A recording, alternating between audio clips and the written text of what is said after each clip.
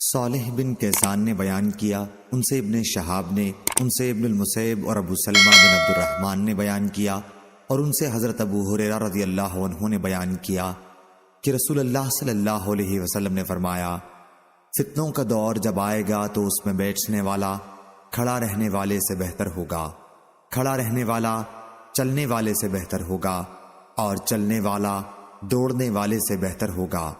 جو اس میں جھانکے گا فتنہ بھی اسے اچک لے گا، اور اس وقت جسے جہاں بھی پناہ مل جائے بس وہیں پناہ پکڑ لے تاکہ اپنے دین کو فتنوں سے بچا سکے۔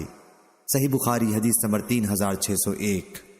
ابو بکر بن عبد الرحمن بن حارث نے بیان کیا، ان سے عبد الرحمن بن مطیع بن اسود نے، اور ان سے نوفل بن معاویہ نے ابو ہریرہ رضی اللہ عنہ کی اسی حدیث کی طرح، البتہ ابو بکر راوی حدیث نے اس روایت میں اتنا اور زیادہ بیان کیا کہ نمازوں میں ایک ایسی نماز ہے کہ جس سے وہ چھوٹ جائے گویا اس کا گھر بار سب برباد ہو گئے، اور وہ عصر کی نماز ہے۔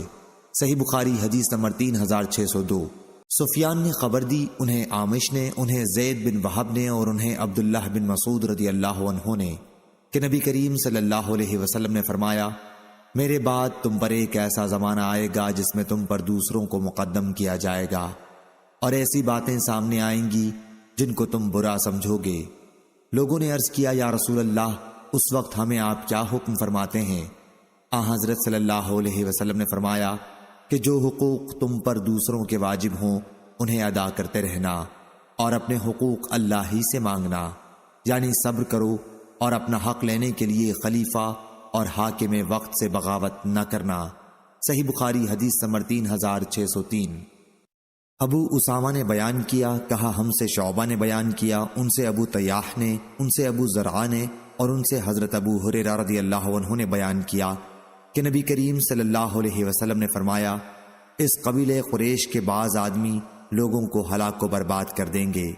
صحابہ رضی اللہ عنہم نے عرض کیا، ایسے وقت کے لیے آپ ہمیں کیا حکم فرماتے ہیں؟ حضرت صلی اللہ علیہ وسلم نے فرمایا، کاش لوگ ان سے بس الگ ہی رہتے۔ محمود بن غیلان نے بیان کیا کہ ہم سے ابو داؤد طیالسی نے بیان کیا، کہا ہم کو شعبہ نے خبر دی، انہیں ابو طیاح نے، انہوں نے ابو زرعہ سے سنا۔ صحیح بخاری حدیث نمبر 3604۔ عمرو بن یحییٰ بن سعید اموی نے بیان کیا، ان سے ان کے دادا نے بیان کیا کہ میں مروان بن حکم اور حضرت ابو ہریرہ رضی اللہ عنہ کے ساتھ تھا۔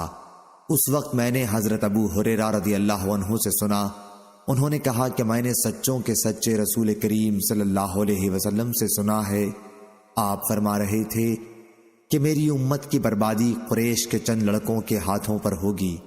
مروان نے پوچھا، نوجوان لڑکوں کے ہاتھ پر؟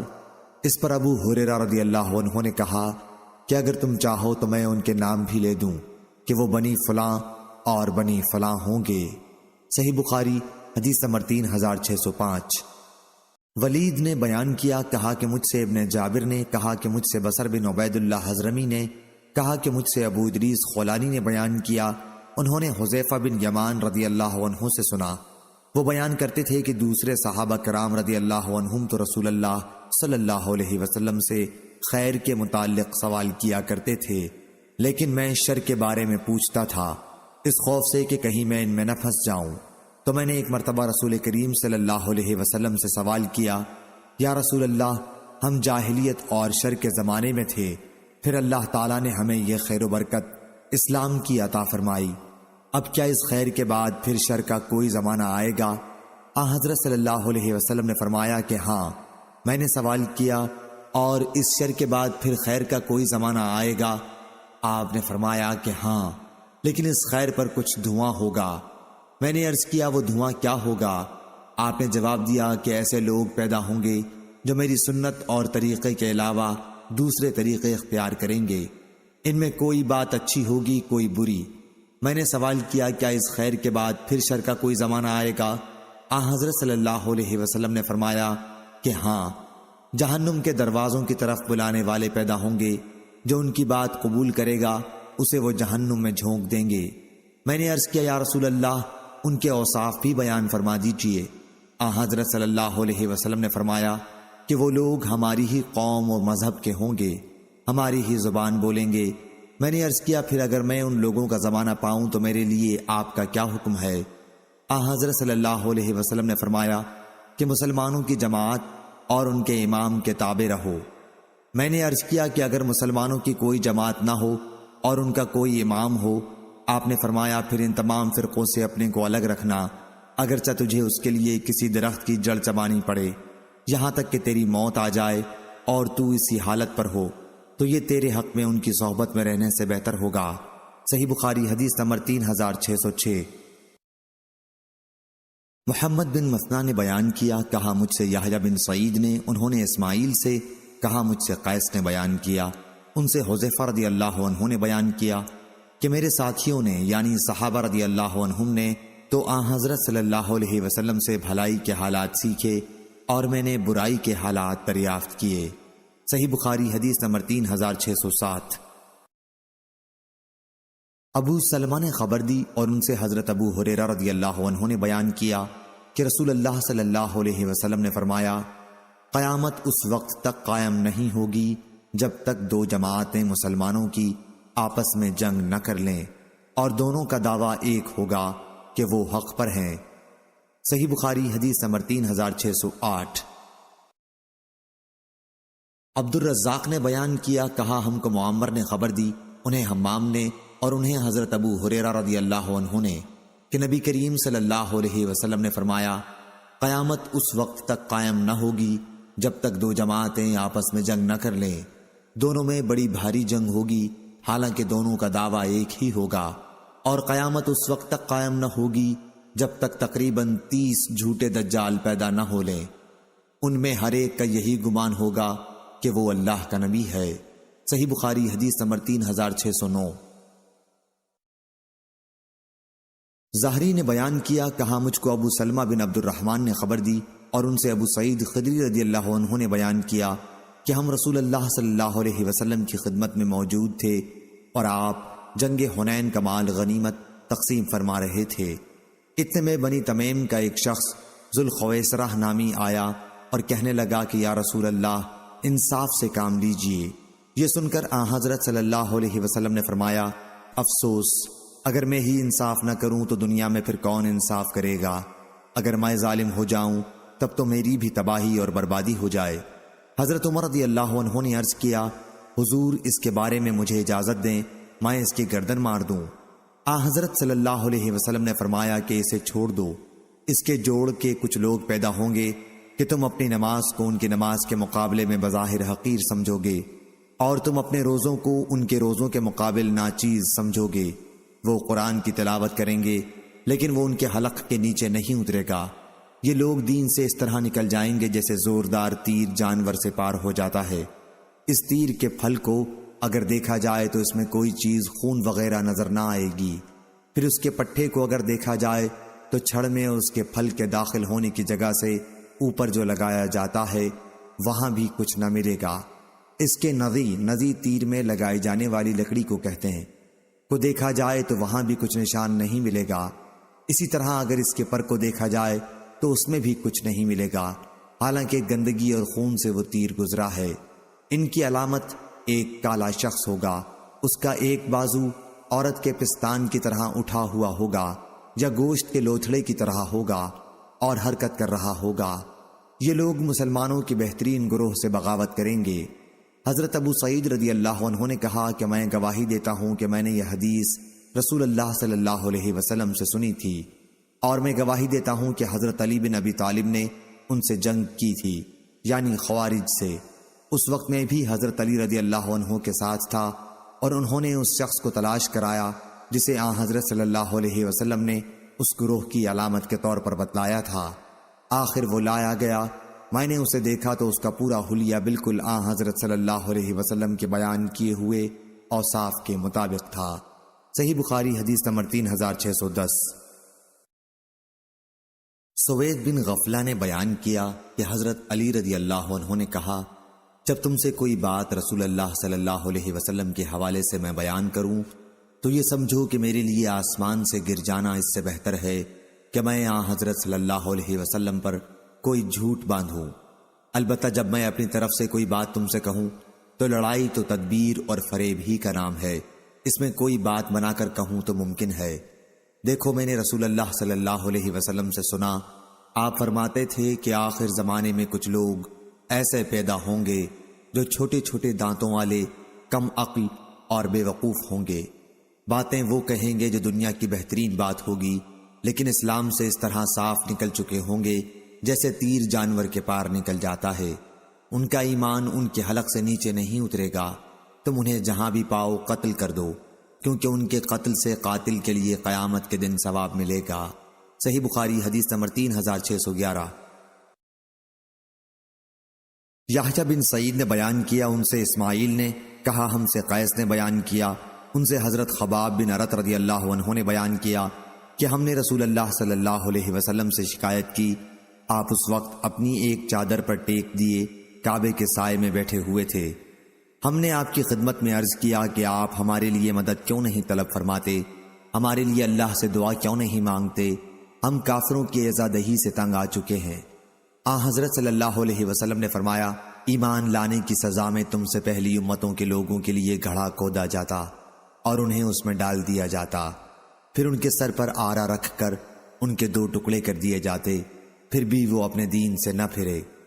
لوہے کے کنگے ان کے گوشت میں دھسا کر ان کی ہڈیوں اور پٹھوں پر پھیرے جاتے، پھر بھی وہ اپنا ایمان نہ چھوڑتے۔ اللہ کی قسم کہ یہ امر اسلام بھی کمال کو پہنچے گا، اور ایک زمانہ آئے گا کہ ایک سوار مقام صنعاء سے حضرموت تک سفر کرے گا، لیکن راستوں کے پرامن ہونے کی وجہ سے اسے اللہ کے سوا اور کسی کا ڈر نہیں ہوگا، یا صرف بھیڑیے کا خوف ہوگا کہ کہیں اس کی بکریوں کو نہ کھا جائے، لیکن تم لوگ جلدی کرتے ہو۔ صحیح بخاری حدیث نمبر 3612۔ موسیٰ بن انس نے خبر دی اور انہیں انس بن مالک رضی اللہ عنہ نے کہ نبی کریم صلی اللہ علیہ وسلم کو ایک دن ثابت بن قیس رضی اللہ عنہ نہیں ملے، تو ایک صحابی نے کہا، یا رسول اللہ، میں آپ کے لیے ان کی خبر لاتا ہوں۔ چنانچہ وہ ان کے یہاں آئے تو دیکھا کہ اپنے گھر میں سر جھکائے بیٹھے ہیں۔ اس نے پوچھا کہ کیا حال ہے؟ انہوں نے کہا کہ برا حال ہے۔ ان کی عادت تھی کہ نبی کریم صلی اللہ علیہ وسلم کے سامنے حضرت صلی اللہ علیہ وسلم سے بھی اونچی آواز میں بولا کرتے تھے۔ انہوں نے کہا، اسی لیے میرا عمل غارت ہو گیا اور میں دوزخیوں میں ہو گیا ہوں۔ وہ صحابی حضرت صلی اللہ علیہ وسلم کی خدمت میں حاضر ہوئے اور آپ کو اطلاع دی کہ ثابت یوں کہہ رہے ہیں۔ موسیٰ بن انس نے بیان کیا، لیکن دوسری مرتبہ وہی صحابی ثابت رضی اللہ عنہ کے پاس ایک بڑی خوشخبری لے کر واپس ہوئے۔ حضرت صلی اللہ علیہ وسلم نے ان سے فرمایا تھا کہ ثابت کے پاس جاؤ اور اس سے کہو کہ وہ اہل جہنم میں سے نہیں ہیں بلکہ وہ اہل جنت میں سے ہیں۔ صحیح بخاری حدیث نمبر 3613۔ غندر نے بیان کیا، کہا ہم سے شعبہ نے، ان سے ابو اسحاق نے، اور انہوں نے برا بن عازب رضی اللہ عنہ سے سنا۔ انہوں نے بیان کیا کہ ایک صحابی اسید بن حضیر رضی اللہ عنہ نے نماز میں سورہ کہف کی تلاوت کی۔ اسی گھر میں گھوڑا بندھا ہوا تھا، گھوڑے نے اچھلنا کودنا شروع کر دیا۔ اسید نے ادھر خیال نہ کیا، اس کو خدا کے سپرد کیا۔ اس کے بعد جب انہوں نے سلام پھیرا تو دیکھا کہ بادل کے ایک ٹکڑے نے ان کے سارے گھر پر سایہ کر رکھا ہے۔ اس واقعے کا ذکر انہوں نے نبی کریم صلی اللہ علیہ وسلم سے کیا تو آپ نے فرمایا کہ قرآن پڑھتا ہی رہ، کیونکہ یہ سکینہ ہے جو قرآن کی وجہ سے نازل ہوئی، یا اس کے بجائے راوی نے تنزلت للقرآن کے الفاظ کہے۔ صحیح بخاری حدیث نمبر 3614۔ محمد بن یوسف نے بیان کیا، کہا ہم سے احمد بن یزید بن ابراہیم بالحسن حرانی نے، کہا ہم سے زہیر بن معاویہ نے، کہا ہم سے ابو اسحاق نے بیان کیا، اور انہوں نے برا بن عازب رضی اللہ عنہ سے سنا۔ انہوں نے بیان کیا کہ ابو بکر رضی اللہ عنہ میرے والد کے پاس ان کے گھر آئے اور ان سے ایک پالان خریدا۔ پھر انہوں نے میرے والد سے کہا کہ اپنے بیٹے کے ذریعے اسے میرے ساتھ بھیج دو۔ حضرت برا رضی اللہ عنہ نے بیان کیا، چنانچہ میں اس کجاوے کو اٹھا کر آپ کے ساتھ چلا اور میرے والد اس کی قیمت کے روپے پر رکھوانے لگے۔ میرے والد نے ان سے پوچھا، اے ابو بکر، مجھے وہ واقعہ سناؤ جب تم نے رسول اللہ صلی اللہ علیہ وسلم کے ساتھ غار ثور سے ہجرت کی تھی تو آپ دونوں نے وہ وقت کیسے گزارا تھا؟ اس پر انہوں نے بیان کیا کہ جی ہاں، رات بھر تو ہم چلتے رہے اور دوسرے دن صبح کو بھی، لیکن جب دوپہر کا وقت ہوا اور راستہ بالکل سنسان پڑ گیا کہ کوئی بھی آدمی گزرتا ہوا دکھائی نہیں دیتا تھا، تو ہمیں ایک لمبی چٹان دکھائی دی، اس کے سائے میں دھوپ نہیں تھی۔ ہم وہاں اتر گئے اور میں نے خود نبی کریم صلی اللہ علیہ وسلم کے لیے ایک جگہ اپنے ہاتھ سے ٹھیک کر دی اور ایک چادر وہاں بچھا دی۔ پھر میں نے عرض کیا، یا رسول اللہ، آپ یہاں آرام فرمائیں، میں نگرانی کروں گا۔ حضرت صلی اللہ علیہ وسلم سو گئے اور میں چاروں طرف حالات دیکھنے کے لیے نکلا۔ اتفاق سے مجھے ایک چرواہا ملا، وہ بھی اپنی بکریوں کے ریوڑ کو اسی چٹان کے سائے میں لانا چاہتا تھا جس کے تلے میں نے وہاں پڑاؤ ڈالا تھا، وہی اس کا بھی ارادہ تھا۔ میں نے اس سے پوچھا کہ تو کس قبیلے سے ہے؟ اس نے بتایا کہ مدینہ، یا راوی نے کہا کہ مکے کے فلاں شخص سے۔ میں نے اس سے پوچھا کہ کیا تیری بکریوں سے دودھ مل سکتا ہے؟ اس نے کہا کہ ہاں۔ میں نے پوچھا کیا ہمارے لیے تو دودھ نکال سکتا ہے؟ اس نے کہا کہ ہاں۔ چنانچہ وہ ایک بکری پکڑ کے لایا۔ میں نے اس سے کہا کہ پہلے تھن کو مٹی، بال اور دوسری گندگیوں سے صاف کر لے۔ ابو اسحاق راوی نے کہا کہ میں نے براء بن عازب رضی اللہ عنہ کو دیکھا کہ انہوں نے اپنے ایک ہاتھ کو دوسرے پر مار کر تھن کو جھاڑنے کی صورت بیان کی۔ اس نے لکڑی کے ایک پیالے میں دودھ نکالا۔ میں نے حضرت صلی اللہ علیہ وسلم کے لیے ایک برتن اپنے ساتھ رکھ لیا تھا، آپ اس سے پانی پیا کرتے تھے اور وضو بھی کر لیتے۔ پھر میں حضرت صلی اللہ علیہ وسلم کے پاس آیا، آپ سو رہے تھے۔ میں آپ کو جگانا پسند نہیں کرتا تھا، لیکن بعد میں جب میں آیا تو آپ بیدار ہو چکے تھے۔ میں نے پہلے دودھ کے برتن پر پانی بہایا، جب اس کے نیچے کا حصہ ٹھنڈا ہو گیا تو میں نے عرض کیا، اے اللہ کے رسول، دودھ پی لیجئے۔ انہوں نے بیان کیا کہ پھر حضرت صلی اللہ علیہ وسلم نے دودھ نوش فرمایا، جس سے مجھے خوشی حاصل ہوئی۔ پھر آپ نے فرمایا کہ ابھی کوچ کرنے کا وقت نہیں آیا۔ میں نے عرض کیا کہ آ گیا ہے۔ انہوں نے کہا کہ جب سورج ڈھل گیا تو ہم نے کوچ کیا، بعد میں سراقہ بن مالک ہمارا پیچھا کرتا ہوا یہیں پہنچا۔ میں نے کہا، حضور اب تو یہ ہمارے قریب ہی پہنچ گیا ہے۔ آپ نے فرمایا، غم نہ کرو، اللہ ہمارے ساتھ ہے۔ آپ نے پھر اس کے لیے بد دعا کی اور اس کا گھوڑا اسے لیے ہوئے پیٹ تک زمین میں دھس گیا۔ میرا خیال ہے کہ زمین بڑی سخت تھی، یہ شک راوی حدیث زہیر کو تھا۔ سراقہ نے کہا، میں سمجھتا ہوں کہ آپ لوگوں نے میرے لیے بد دعا کی ہے، اگر اب آپ لوگ میرے لیے اس مصیبت سے نجات کی دعا کر دیں تو اللہ کی قسم میں آپ لوگوں کی تلاش میں آنے والے تمام لوگوں کو واپس لوٹا دوں گا۔ چنانچہ حضرت صلی اللہ علیہ وسلم نے پھر دعا کی تو وہ نجات پا گیا۔ پھر تو جو بھی اسے راستے میں ملتا اس سے وہ کہتا تھا کہ میں بہت تلاش کر چکا ہوں، قطعی طور پر وہ ادھر نہیں ہے۔ اس طرح جو بھی ملتا اسے وہ واپس اپنے ساتھ لے جاتا۔ ابو بکر رضی اللہ عنہ نے کہا کہ اس نے ہمارے ساتھ جو وعدہ کیا تھا اسے پورا کیا۔ صحیح بخاری حدیث نمبر 3615۔ عبدالعزیز بن مختار نے بیان کیا، کہا ہم سے خالد نے بیان کیا، ان سے اکرمہ نے اور ان سے عبداللہ بن عباس رضی اللہ عنہ نے بیان کیا کہ نبی کریم صلی اللہ علیہ وسلم ایک اعرابی کی عیادت کے لیے تشریف لے گئے۔ آپ جب بھی کسی مریض کی عیادت کے لیے تشریف لے جاتے تو فرماتے، کوئی حرج نہیں، انشاءاللہ یہ بخار گناہوں کو دھو دے گا۔ آپ نے اس اعرابی سے بھی یہی فرمایا کہ کوئی حرج نہیں، انشاءاللہ گناہوں کو دھو دے گا۔ اس نے اس پر کہا، آپ کہتے ہیں گناہوں کو دھونے والا ہے، ہرگز نہیں، یہ تو نہایت شدید قسم کا بخار ہے۔ یا راوی نے تثور کہا، دونوں کا مفہوم ایک ہی ہے کہ بخار ایک بوڑھے کھوسٹ پر جوش مار رہا ہے جو قبر کی زیارت کرائے بغیر نہیں چھوڑے گا۔ حضرت صلی اللہ علیہ وسلم نے فرمایا کہ اچھا تو پھر یوں ہی ہوگا۔ صحیح بخاری حدیث نمبر 3616۔ عبد الوارث نے بیان کیا، کہا ہم سے عبدالعزیز نے بیان کیا اور ان سے انس بن مالک رضی اللہ عنہ نے بیان کیا کہ ایک شخص پہلے عیسائی تھا، پھر وہ اسلام میں داخل ہو گیا تھا۔ اس نے سورہ بقرہ اور آل عمران پڑھ لی تھی اور وہ نبی کریم صلی اللہ علیہ وسلم کا منشی بن گیا، لیکن پھر وہ شخص مرتد ہو کر عیسائی ہو گیا اور کہنے لگا کہ محمد صلی اللہ علیہ وسلم کے لیے جو کچھ میں نے لکھ دیا ہے اس کے سوا اسے اور کچھ بھی معلوم نہیں۔ پھر اللہ تعالیٰ کے حکم سے اس کی موت واقع ہو گئی اور اس کے آدمیوں نے اسے دفن کر دیا۔ جب صبح ہوئی تو انہوں نے دیکھا کہ اس کی لاش قبر سے نکل کر زمین کے اوپر پڑی ہے۔ عیسائی لوگوں نے کہا کہ یہ محمد صلی اللہ علیہ وسلم اور اس کے ساتھیوں کا کام ہے، چونکہ ان کا دین اس نے چھوڑ دیا تھا، اس لیے انہوں نے اس کی قبر کھودی ہے اور لاش کو باہر نکال کر پھینک دیا ہے۔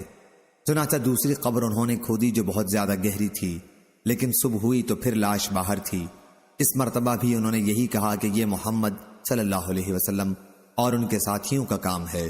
چونکہ ان کا دین اس نے چھوڑ دیا تھا، اس لیے انہوں نے اس کی قبر کھود کر انہوں نے لاش باہر پھینک دی ہے۔ پھر انہوں نے قبر کھودی اور جتنی گہری ان کے بس میں تھی کر کے اسے اس کے اندر ڈال دیا، لیکن صبح ہوئی تو پھر لاش باہر تھی۔ اب انہیں یقین آیا کہ یہ کسی انسان کا کام نہیں ہے، بلکہ یہ میت عذاب خداوندی میں گرفتار ہے، چنانچہ انہوں نے اسے یوں ہی زمین پر ڈال دیا۔ صحیح بخاری حدیث نمبر 3617۔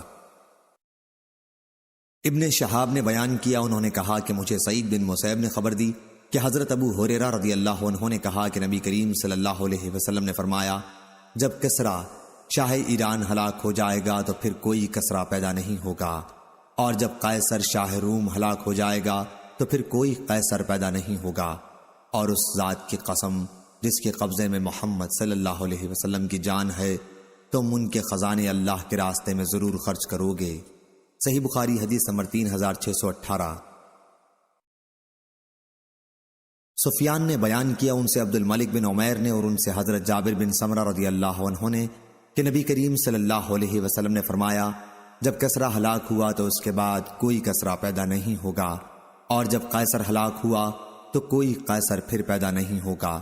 اور راوی نے پہلی حدیث کی طرح اس حدیث کو بھی بیان کیا اور کہا کہ آن حضرت صلی اللہ علیہ وسلم نے فرمایا، تم ان دونوں کے خزانے اللہ کے راستے میں خرچ کرو گے۔ صحیح بخاری حدیث نمبر 3619۔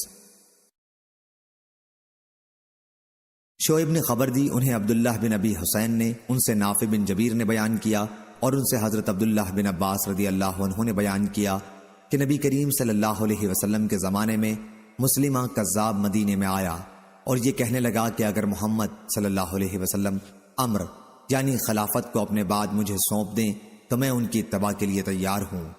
مسلمہ اپنے بہت سے مریدوں کو ساتھ لے کر مدینے آیا تھا۔ رسول اللہ صلی اللہ علیہ وسلم اس کے پاس اسے سمجھانے کے لیے تشریف لے گئے۔ آپ کے ساتھ ثابت بن قیس بن شماس رضی اللہ عنہ تھے اور آپ کے ہاتھ میں کھجور کی ایک چھڑی تھی۔ آپ وہاں ٹھہر گئے جہاں مسلمہ اپنے آدمیوں کے ساتھ موجود تھا، تو آپ نے اس سے فرمایا، اگر تو مجھ سے چھڑی بھی مانگے تو میں تجھے نہیں دے سکتا، خلافت تو بڑی چیز ہے اور پروردگار کی مرضی کو تو ٹال نہیں سکتا، اگر تو اسلام سے پیٹھ پھیرے گا تو اللہ تجھ کو تباہ کر دے گا، اور میں سمجھتا ہوں کہ تو وہی ہے جو مجھے خواب میں دکھایا گیا تھا۔ صحیح بخاری حدیث نمبر 3620۔ ابن عباس رضی اللہ عنہ نے کہا کہ مجھے ابو ہریرہ رضی اللہ عنہ نے خبر دی کہ رسول اللہ صلی اللہ علیہ وسلم نے فرمایا تھا، میں سویا ہوا تھا کہ میں نے خواب میں سونے کے 2 کنگن اپنے ہاتھوں میں دیکھے، مجھے اس خواب سے بہت فکر ہوا، پھر خواب میں ہی وحی کے ذریعے مجھے بتلایا گیا کہ میں ان پر پھونک ماروں، چنانچہ جب میں نے پھونک ماری تو وہ دونوں اڑ گئے۔ میں نے اس سے یہ تعبیر لی کہ میرے بعد 2 جھوٹے نبی ہوں گے، پس ان میں سے ایک تو اسود عنسی ہے اور دوسرا یمامہ کا مسلمہ کذاب تھا۔ صحیح بخاری حدیث نمبر 3621۔ محمد بن اولا نے بیان کیا، کہا ہم سے حماد بن اسامہ نے بیان کیا، ان سے برید بن عبداللہ بن ابی بردہ نے، ان سے ان کے دادا ابو بردہ نے اور ان سے ابو موسیٰ اشعری رضی اللہ عنہ نے۔ میں سمجھتا ہوں یہ امام بخاری رحمہ اللہ کا قول ہے کہ محمد بن اولا نے یوں کہا، کیا حضرت صلی اللہ علیہ وسلم نے فرمایا، میں نے خواب دیکھا تھا کہ میں مکے سے ایک ایسی زمین کی طرف ہجرت کر رہا ہوں جہاں کھجور کے باغات ہیں۔ اس پر میرا ذہن ادھر گیا کہ یہ مقام یمامہ یا حجر ہوگا، لیکن وہ یثرب مدینہ منورہ ہے، اور اسی خواب میں نے دیکھا کہ میں نے تلوار ہلائی تو وہ بیچ میں سے ٹوٹ گئی۔ یہ اس مصیبت کی طرف اشارہ تھا جو احد کی لڑائی میں مسلمانوں کو اٹھانی پڑی تھی۔ پھر میں نے دوسری مرتبہ اسے ہلایا تو وہ پہلے سے بھی اچھی صورت میں ہو گئی۔ یہ اس واقعے کی طرف اشارہ تھا کہ اللہ تعالیٰ نے مکے کی فتح دی اور مسلمان سب اکٹھے ہو گئے۔ میں نے اسی خواب میں گائیں دیکھیں، اور اللہ تعالیٰ کا جو کام ہے وہ بہتر ہے۔ ان گایوں سے ان مسلمانوں کی طرف اشارہ تھا جو احد کی لڑائی میں شہید کیے گئے تھے، اور خیر و بھلائی وہ تھی جو ہمیں اللہ تعالیٰ سے سچائی کا بدلہ بدر کی لڑائی کے بعد عطا فرمایا تھا۔ صحیح بخاری حدیث نمبر 3622۔ زکریا نے بیان کیا، ان سے فراس نے، ان سے عامر نے، ان سے مسروق نے اور ان سے حضرت عائشہ رضی اللہ عنہا نے بیان کیا کہ حضرت فاطمہ رضی اللہ عنہا آئیں، ان کی چال میں نبی کریم صلی اللہ علیہ وسلم کی چال سے بڑی مشابہت تھی۔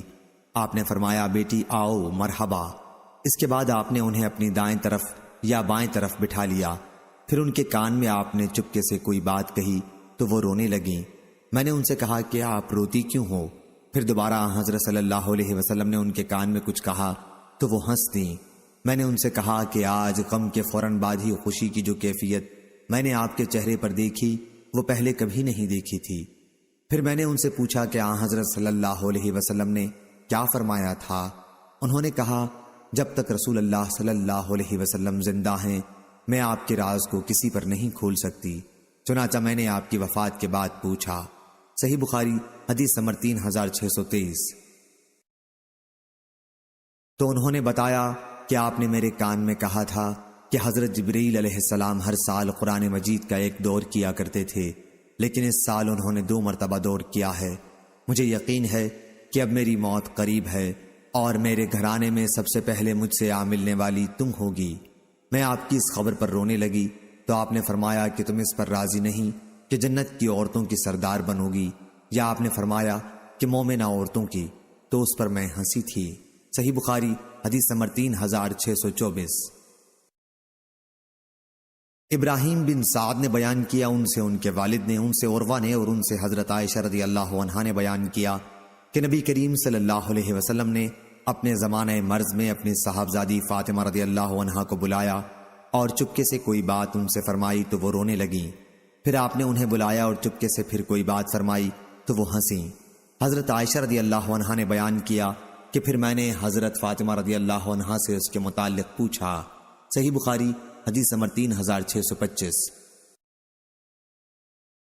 تو انہوں نے بتایا کہ پہلی مرتبہ جب حضرت صلی اللہ علیہ وسلم نے مجھ سے آہستہ سے گفتگو کی تھی تو اس میں آپ نے فرمایا تھا کہ آپ کی اس مرض میں وفات ہو جائے گی، جس میں واقعی آپ کی وفات ہوئی۔ میں اس پر رو پڑی۔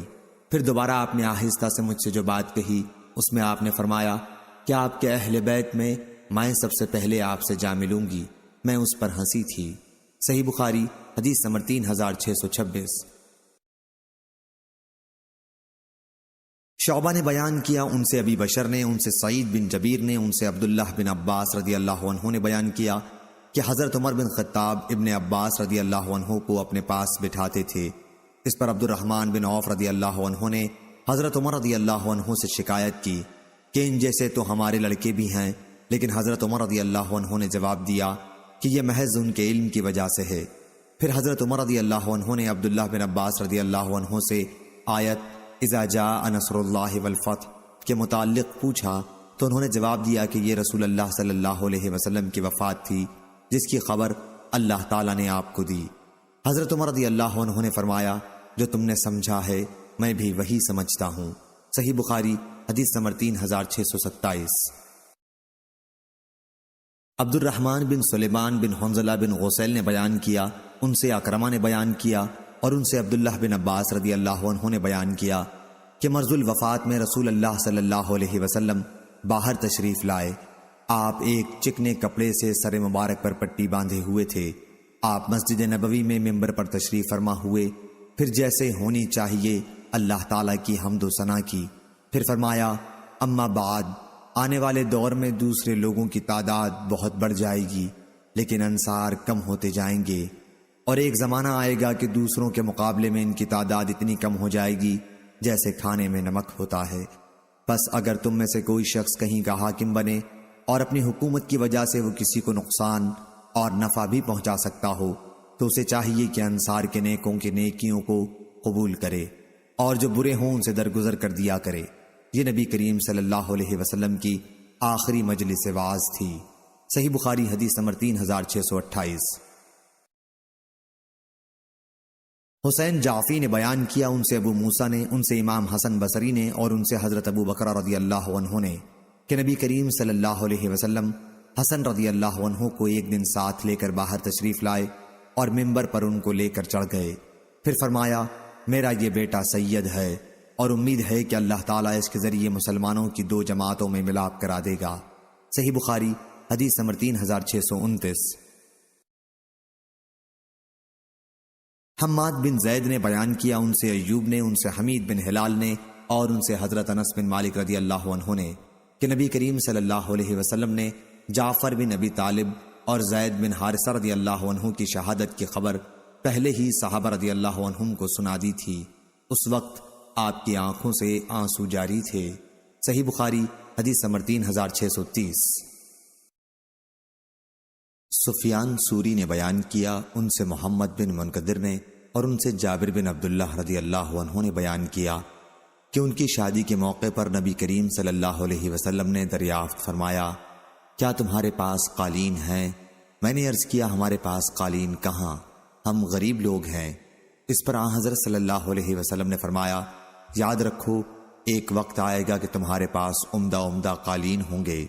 اب جب میں اس سے اپنی بیوی سے کہتا ہوں کہ اپنے قالین ہٹا لے تو وہ کہتی ہے کہ کیا نبی کریم صلی اللہ علیہ وسلم نے تم سے نہیں فرمایا تھا کہ ایک وقت آئے گا جب تمہارے پاس قالین ہوں گے؟ چنانچہ میں انہیں وہیں رہنے دیتا ہوں اور چپ ہو جاتا ہوں۔ صحیح بخاری حدیث نمبر 3631۔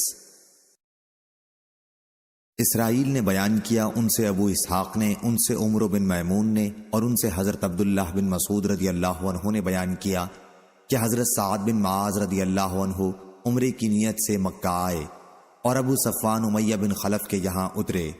امیہ بھی شام جاتے ہوئے تجارت وغیرہ کے لیے جب مدینے سے گزرتا تو حضرت سعد بن معاذ رضی اللہ عنہ کے یہاں قیام کیا کرتا تھا۔ امیہ نے حضرت سعد رضی اللہ عنہ سے کہا، ابھی ٹھہرو، جب دوپہر کا وقت ہو جائے اور لوگ غافل ہو جائیں تب طواف کرنا، کیونکہ مکے کے مشرک مسلمانوں کے دشمن تھے۔ سعد رضی اللہ عنہ کہتے ہیں، چنانچہ میں نے جا کر طواف شروع کر دیا۔ حضرت سعد رضی اللہ عنہ ابھی طواف کر ہی رہے تھے کہ ابو جہل آ گیا اور کہنے لگا، یہ کعبے کا طواف کون کر رہا ہے؟ حضرت سعد رضی اللہ عنہ بولے کہ میں سعد ہوں۔ ابو جہل بولا، تم کعبے کا طواف خوب امن سے کر رہے ہو، حالانکہ محمد صلی اللہ علیہ وسلم اور اس کے ساتھیوں کو پناہ دے رکھی ہے۔ سعد رضی اللہ عنہ نے کہا، ہاں ٹھیک ہے۔ اس طرح دونوں میں بات بڑھ گئی۔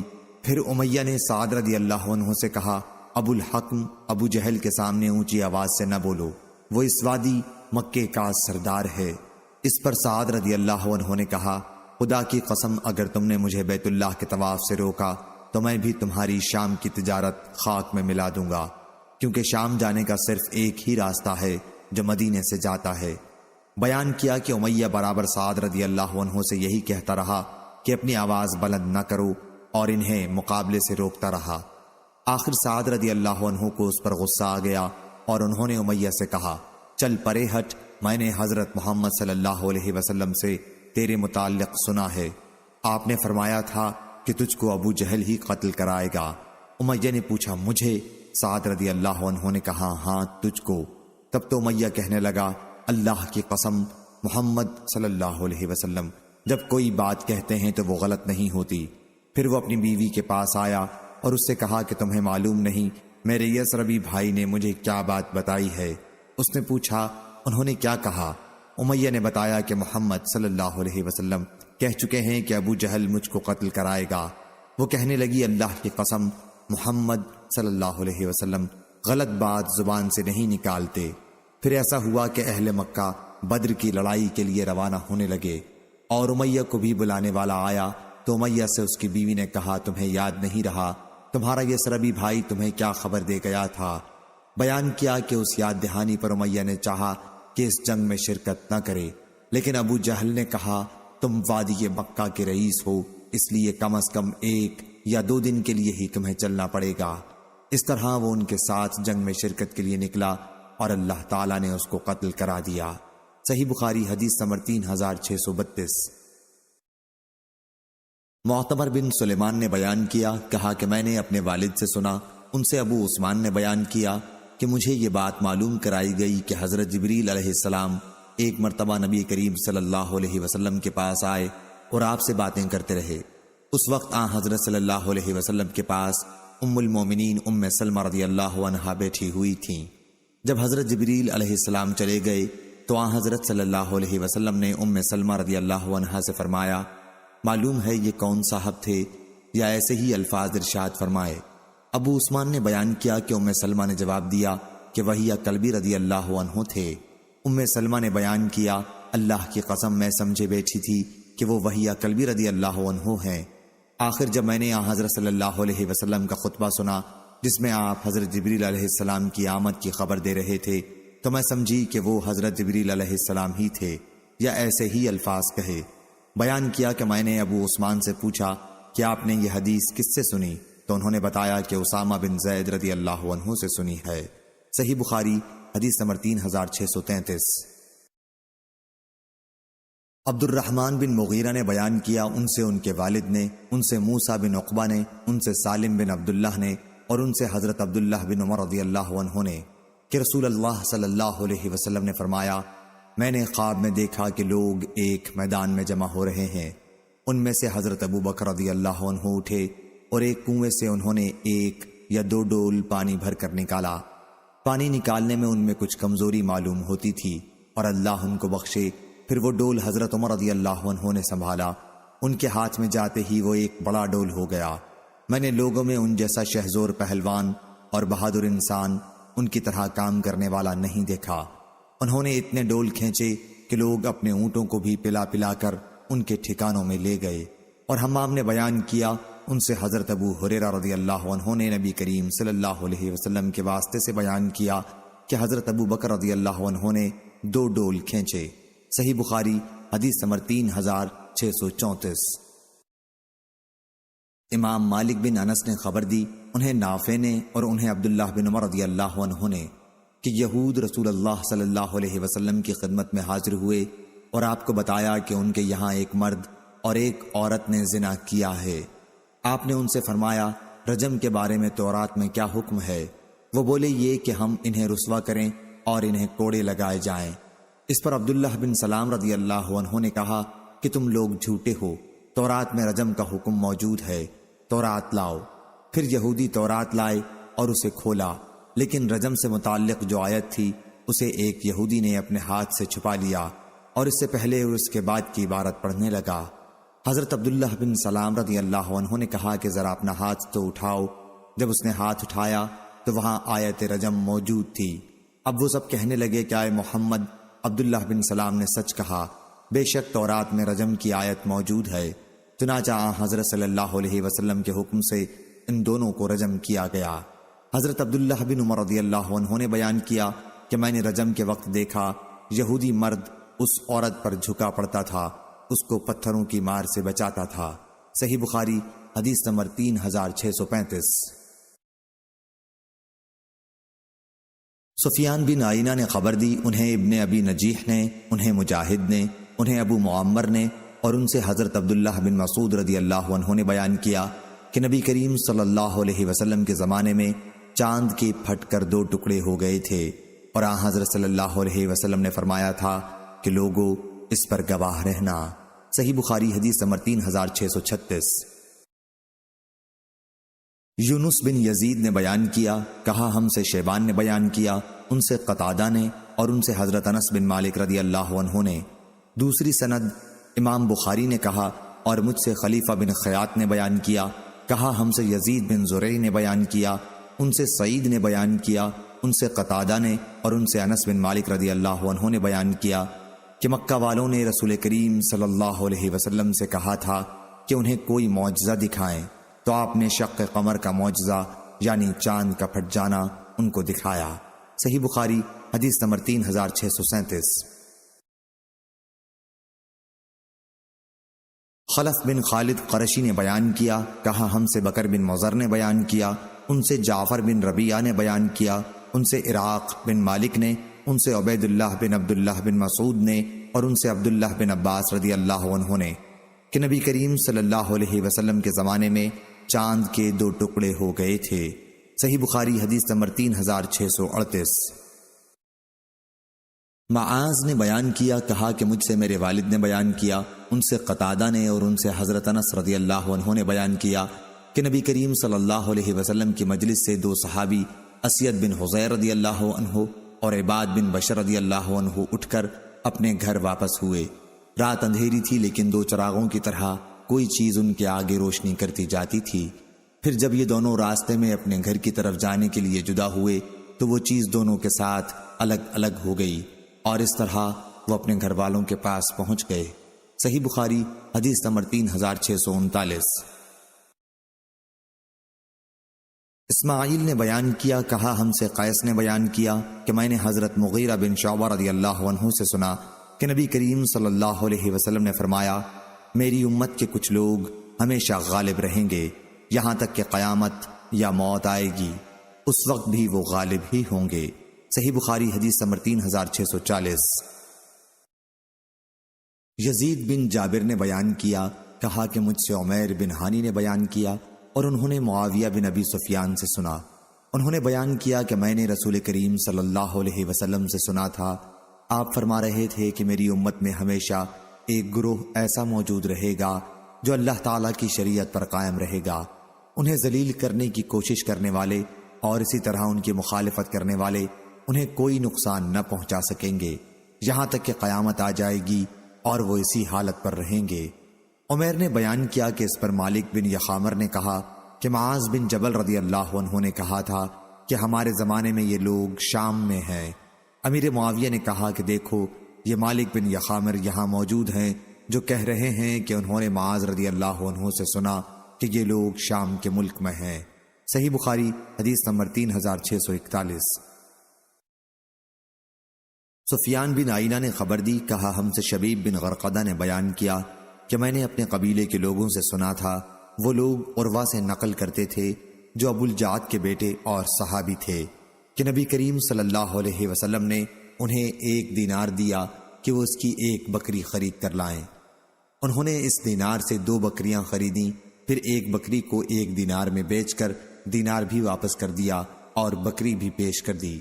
حضرت صلی اللہ علیہ وسلم نے اس پر ان کی تجارت میں برکت کی دعا فرمائی۔ پھر تو ان کا یہ حال ہوا کہ اگر مٹی بھی خریدتے تو اس میں انہیں نفع ہو جاتا۔ سفیان نے کہا کہ حسن بن عمارہ نے ہمیں یہ حدیث پہنچائی تھی شبیب بن غرقدہ سے۔ حسن بن عمارہ نے کہا کہ شبیب نے یہ حدیث خود عروہ رضی اللہ عنہ سے سنی تھی۔ چنانچہ میں شبیب کی خدمت میں گیا تو انہوں نے بتایا کہ میں نے یہ حدیث خود عروہ سے نہیں سنی تھی، البتہ میں نے اپنے قبیلے کے لوگوں کو ان کے حوالے سے بیان کرتے سنا تھا۔ صحیح بخاری حدیث نمبر 3642۔ البتہ یہ دوسری حدیث خود میں نے عروہ رضی اللہ عنہ سے سنی ہے۔ وہ بیان کرتے تھے کہ میں نے نبی کریم صلی اللہ علیہ وسلم سے سنا، آپ نے فرمایا، خیر اور بھلائی گھوڑوں کی پیشانی کے ساتھ قیامت تک کے لیے بندھی ہوئی ہے۔ شبیب نے کہا کہ میں نے حضرت عروہ رضی اللہ عنہ کے گھر میں 70 گھوڑے دیکھے۔ سفیان نے کہا کہ حضرت عروہ رضی اللہ عنہ نے حضور اکرم صلی اللہ علیہ وسلم کے لیے بکری خریدی تھی، شاید وہ قربانی کے لیے ہوگی۔ صحیح بخاری حدیث نمبر 3643۔ یحییٰ نے بیان کیا، ان سے عبداللہ نے بیان کیا، انہیں نافع نے خبر دی اور انہیں حضرت عبداللہ بن عمر رضی اللہ عنہ نے کہ رسول اللہ صلی اللہ علیہ وسلم نے فرمایا، گھوڑے کی پیشانی کے ساتھ خیر و بھلائی قیامت تک کے لیے باندھ دی گئی ہے۔ صحیح بخاری حدیث نمبر 3644۔ خالد بن حارث نے بیان کیا، کہا ہم سے شعبہ نے بیان کیا، ان سے ابو طیاح نے بیان کیا اور انہوں نے حضرت انس بن مالک رضی اللہ عنہ سے سنا کہ نبی کریم صلی اللہ علیہ وسلم نے فرمایا تھا کہ گھوڑے کی پیشانی کے ساتھ برکت باندھ دی گئی ہے۔ صحیح بخاری حدیث نمبر 3645۔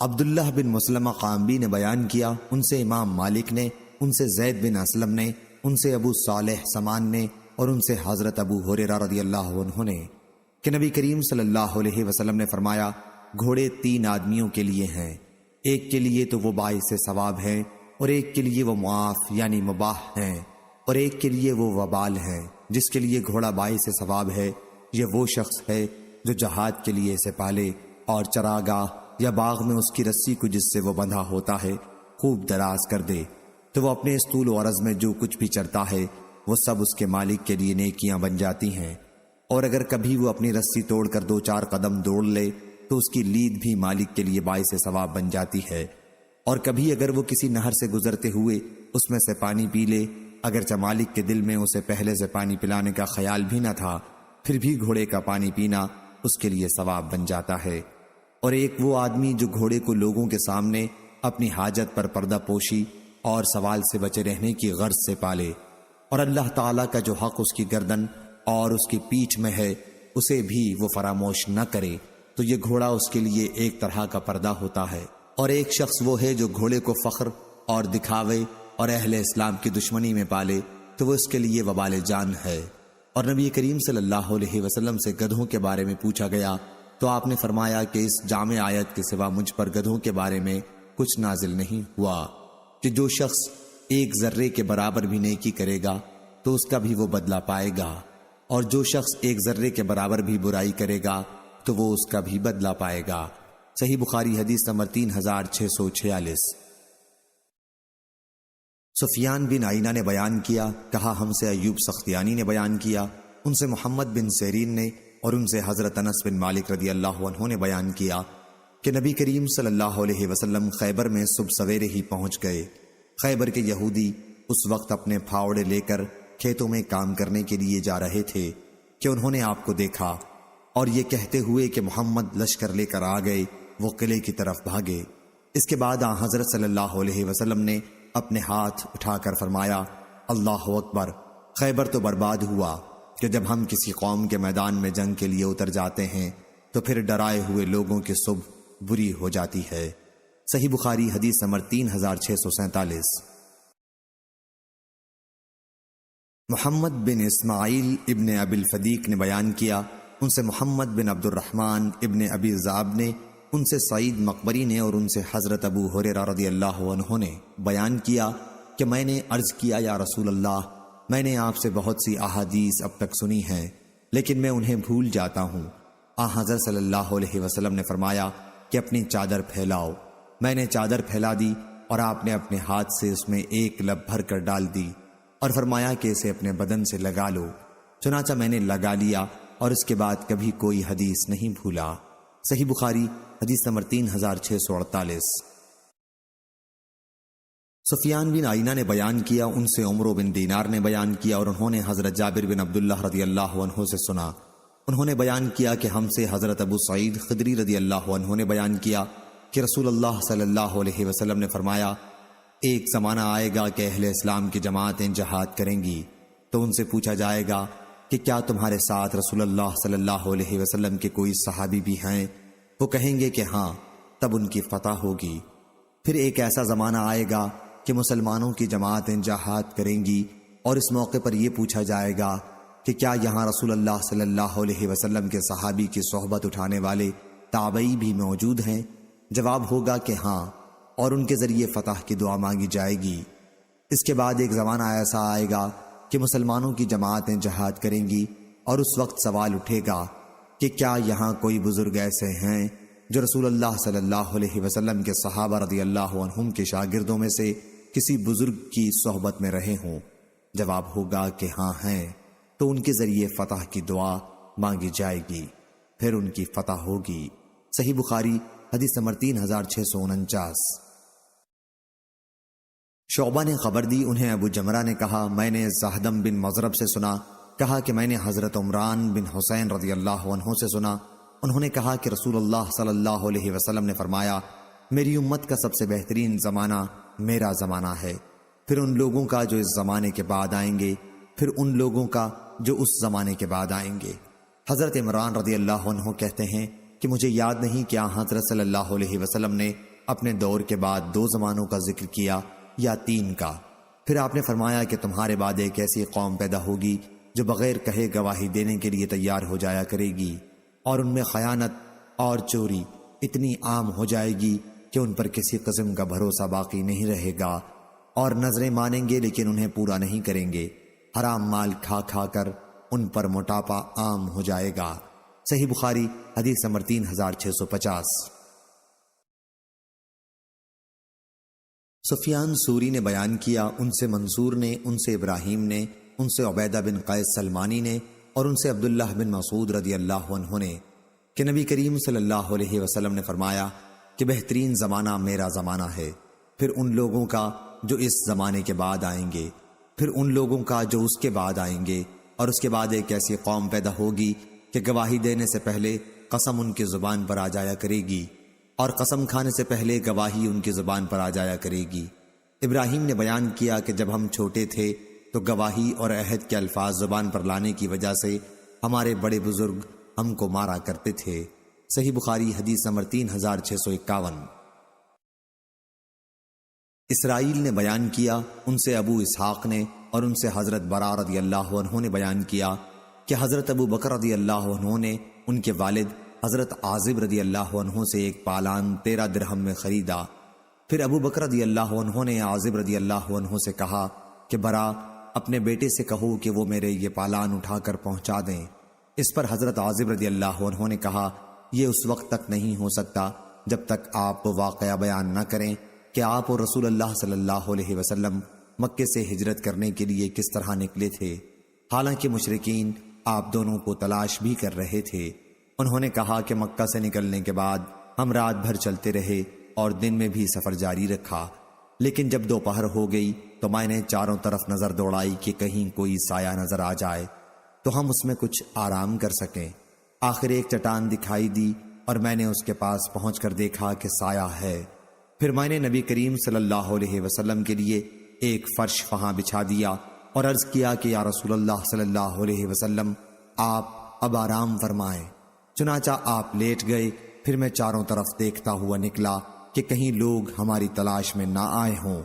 پھر مجھ کو بکریوں کا ایک چرواہا دکھائی دیا جو اپنی بکریاں ہانکتا ہوا اسی چٹان کی طرف آ رہا تھا، وہ بھی ہماری طرح سائے کی تلاش میں تھا۔ میں نے بڑھ کر اس سے پوچھا کہ لڑکے، تو کس کا غلام ہے؟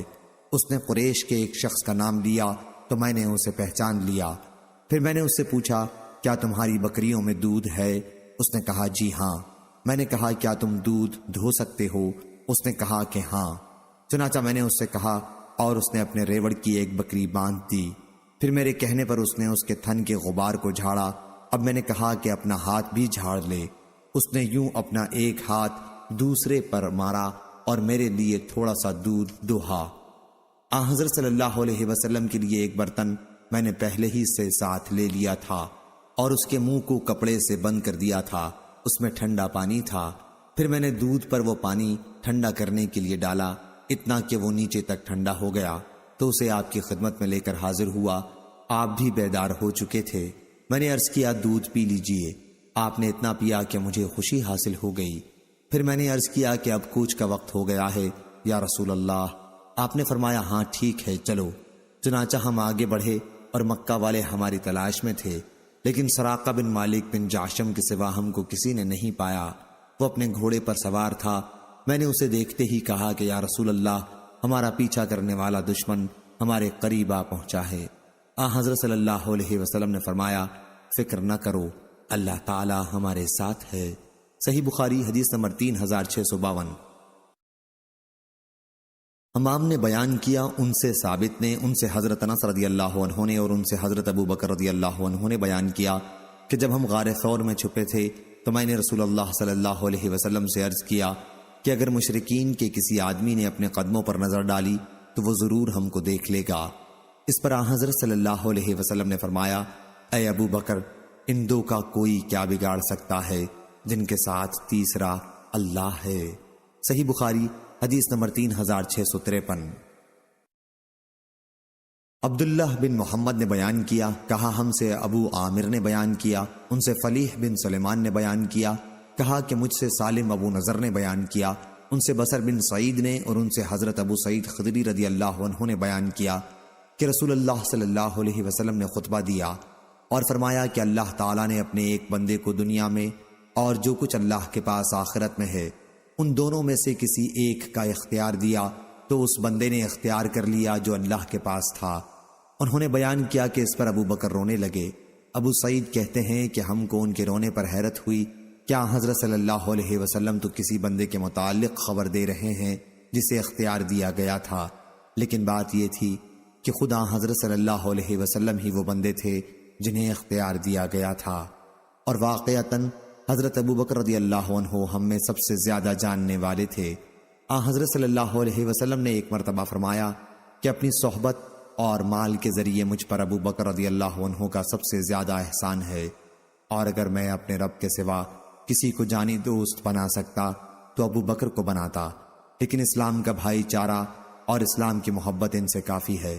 دیکھو مسجد کی طرف تمام دروازے جو صحابہ کے گھروں کی طرف کھلتے تھے سب بند کر دیے جائیں، صرف ابو بکر رضی اللہ عنہ کا دروازہ رہنے دو۔ صحیح بخاری حدیث نمبر 3654۔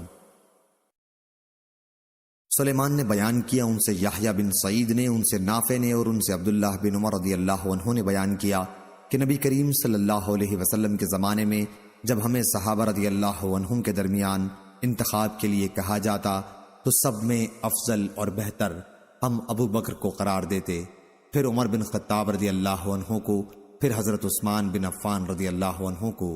صحیح بخاری حدیث نمبر 3655۔ مسلم بن ابراہیم نے بیان کیا، انہوں نے کہا ہم سے وہیب نے بیان کیا، ان سے ایوب نے بیان کیا، ان سے اکرمہ نے بیان کیا اور ان سے عبداللہ بن عباس رضی اللہ عنہ نے بیان کیا کہ نبی کریم صلی اللہ علیہ وسلم نے فرمایا، اگر اپنی امت کے کسی فرد کو اپنا جانی دوست بنا سکتا تو ابو بکر کو بناتا، لیکن وہ میرے دینی بھائی اور میرے دوست ہیں۔ صحیح بخاری حدیث نمبر 3656۔ معل بن اسد اور موسیٰ نے بیان کیا، کہا کہ ہم سے وہیب نے بیان کیا، ان سے ایوب نے یہی روایت کہ نبی کریم صلی اللہ علیہ وسلم نے فرمایا کہ اگر میں کسی کو جانی دوست بنا سکتا تو ابو بکر کو بناتا، لیکن اسلام کا بھائی چارہ کیا کم ہے۔ ہم سے قتیبہ نے بیان کیا، ان سے عبد الوہاب نے اور ان سے ایوب نے ایسی ہی حدیث بیان کی۔ صحیح بخاری حدیث نمبر 3657۔ حماد بن زید نے خبر دی، انہیں ایوب نے، ان سے عبداللہ بن ابی ملیکہ نے بیان کیا کہ کوفہ والوں نے حضرت عبداللہ بن زبیر رضی اللہ عنہ کو دادا کی میراث کے سلسلے میں سوال لکھا تو آپ نے انہیں جواب دیا کہ رسول اللہ صلی اللہ علیہ وسلم نے فرمایا تھا، اگر اس امت میں کسی کو میں اپنا جانی دوست بنا سکتا تو ابو بکر رضی اللہ عنہ کو بناتا۔ وہی ابو بکر رضی اللہ عنہ یہ فرماتے تھے کہ دادا باپ کی طرح ہے، یعنی جب میت کا باپ زندہ نہ ہو تو باپ کا حصہ دادا کی طرف لوٹ جائے گا، یعنی باپ کی جگہ دادا وارث ہوگا۔ صحیح بخاری حدیث نمبر 3658۔ ابراہیم بن سعد نے بیان کیا، ان سے ان کے والد نے، ان سے محمد بن جبیر بن مطعم نے اور ان سے ان کے والد نے بیان کیا کہ ایک عورت نبی کریم صلی اللہ علیہ وسلم کی خدمت میں آئی تو آپ نے ان سے فرمایا کہ پھر آئیو۔ اس نے کہا اگر میں آؤں اور آپ کو نہ پاؤں تو؟ گویا وہ وفات کی طرف اشارہ کر رہی تھی۔ آپ نے فرمایا کہ اگر تم مجھے نہ پا سکو تو ابو بکر رضی اللہ عنہ کے پاس چلی آنا۔ صحیح بخاری حدیث نمبر 3659۔ اسماعیل بن ابی مجالد نے بیان کیا، ان سے بیان بن بشر نے کہا، ان سے وبرہ بن عبد الرحمن نے، ان سے حمام نے بیان کیا کہ میں نے حضرت عمار رضی اللہ عنہ سے سنا، وہ بیان کرتے تھے کہ میں نے رسول اللہ صلی اللہ علیہ وسلم کو اس وقت دیکھا ہے جب آپ کے ساتھ اسلام لانے والوں میں صرف 5 غلام، 2 عورتوں اور ابو بکر صدیق رضی اللہ عنہم کے سوا اور کوئی نہ تھا۔ صحیح بخاری حدیث نمبر 3660۔ زید بن واقد نے بیان کیا، ان سے بصر بن عبید اللہ نے، ان سے عائز اللہ ابو ادریس نے اور ان سے حضرت ابو درداء رضی اللہ عنہ نے بیان کیا کہ میں نبی کریم صلی اللہ علیہ وسلم کی خدمت میں حاضر تھا کہ حضرت ابو بکر رضی اللہ عنہ اپنے کپڑے کا کنارہ پکڑے ہوئے گھٹنا کھولے ہوئے آئے۔ حضرت صلی اللہ علیہ وسلم نے یہ حالت دیکھ کر فرمایا، معلوم ہوتا ہے تمہارے دوست کسی سے لڑ کر آئے ہیں۔ پھر حضرت ابو بکر صدیق رضی اللہ عنہ نے حاضر ہو کر سلام کیا اور عرض کیا، یا رسول اللہ، میرے اور عمر بن خطاب کے درمیان کچھ تکرار ہو گئی تھی اور اس سلسلے میں نے جلدی میں ان کو سخت لفظ کہہ دیے، لیکن بعد میں مجھے سخت ندامت ہوئی تو میں نے ان سے معافی چاہی۔ اب وہ مجھے معاف کرنے کے لیے تیار نہیں ہے، اسی لیے میں آپ کی خدمت میں حاضر ہوا ہوں۔ آپ نے فرمایا، اے ابو بکر، تمہیں اللہ معاف کرے۔ 3 مرتبہ آپ نے یہ جملہ ارشاد فرمایا۔ حضرت عمر رضی اللہ عنہ کو بھی ندامت ہوئی اور حضرت ابو بکر رضی اللہ عنہ کے گھر پہنچے اور پوچھا، کیا ابو بکر گھر پر موجود ہیں؟ معلوم ہوا کہ نہیں، تو آپ بھی نبی کریم صلی اللہ علیہ وسلم کی خدمت میں حاضر ہوئے اور سلام کیا۔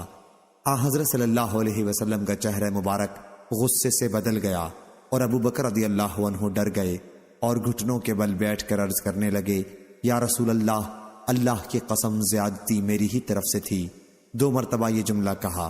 اس کے بعد حضرت صلی اللہ علیہ وسلم نے فرمایا، اللہ نے مجھے تمہاری طرف نبی بنا کر بھیجا تھا اور تم لوگوں نے مجھ سے کہا تھا کہ تم جھوٹ بولتے ہو، لیکن ابو بکر رضی اللہ عنہ نے کہا تھا کہ آپ سچے ہیں اور اپنے جان و مال کے ذریعے انہوں نے میری مدد کی تھی، تو کیا تم لوگ میرے دوست کو ستانا چھوڑتے ہو یا نہیں؟ آپ نے 2 دفعہ یہی فرمایا۔ آپ کے یہ فرمانے کے بعد پھر ابو بکر رضی اللہ عنہ کو کسی نے نہیں ستایا۔ صحیح بخاری حدیث نمبر 3661۔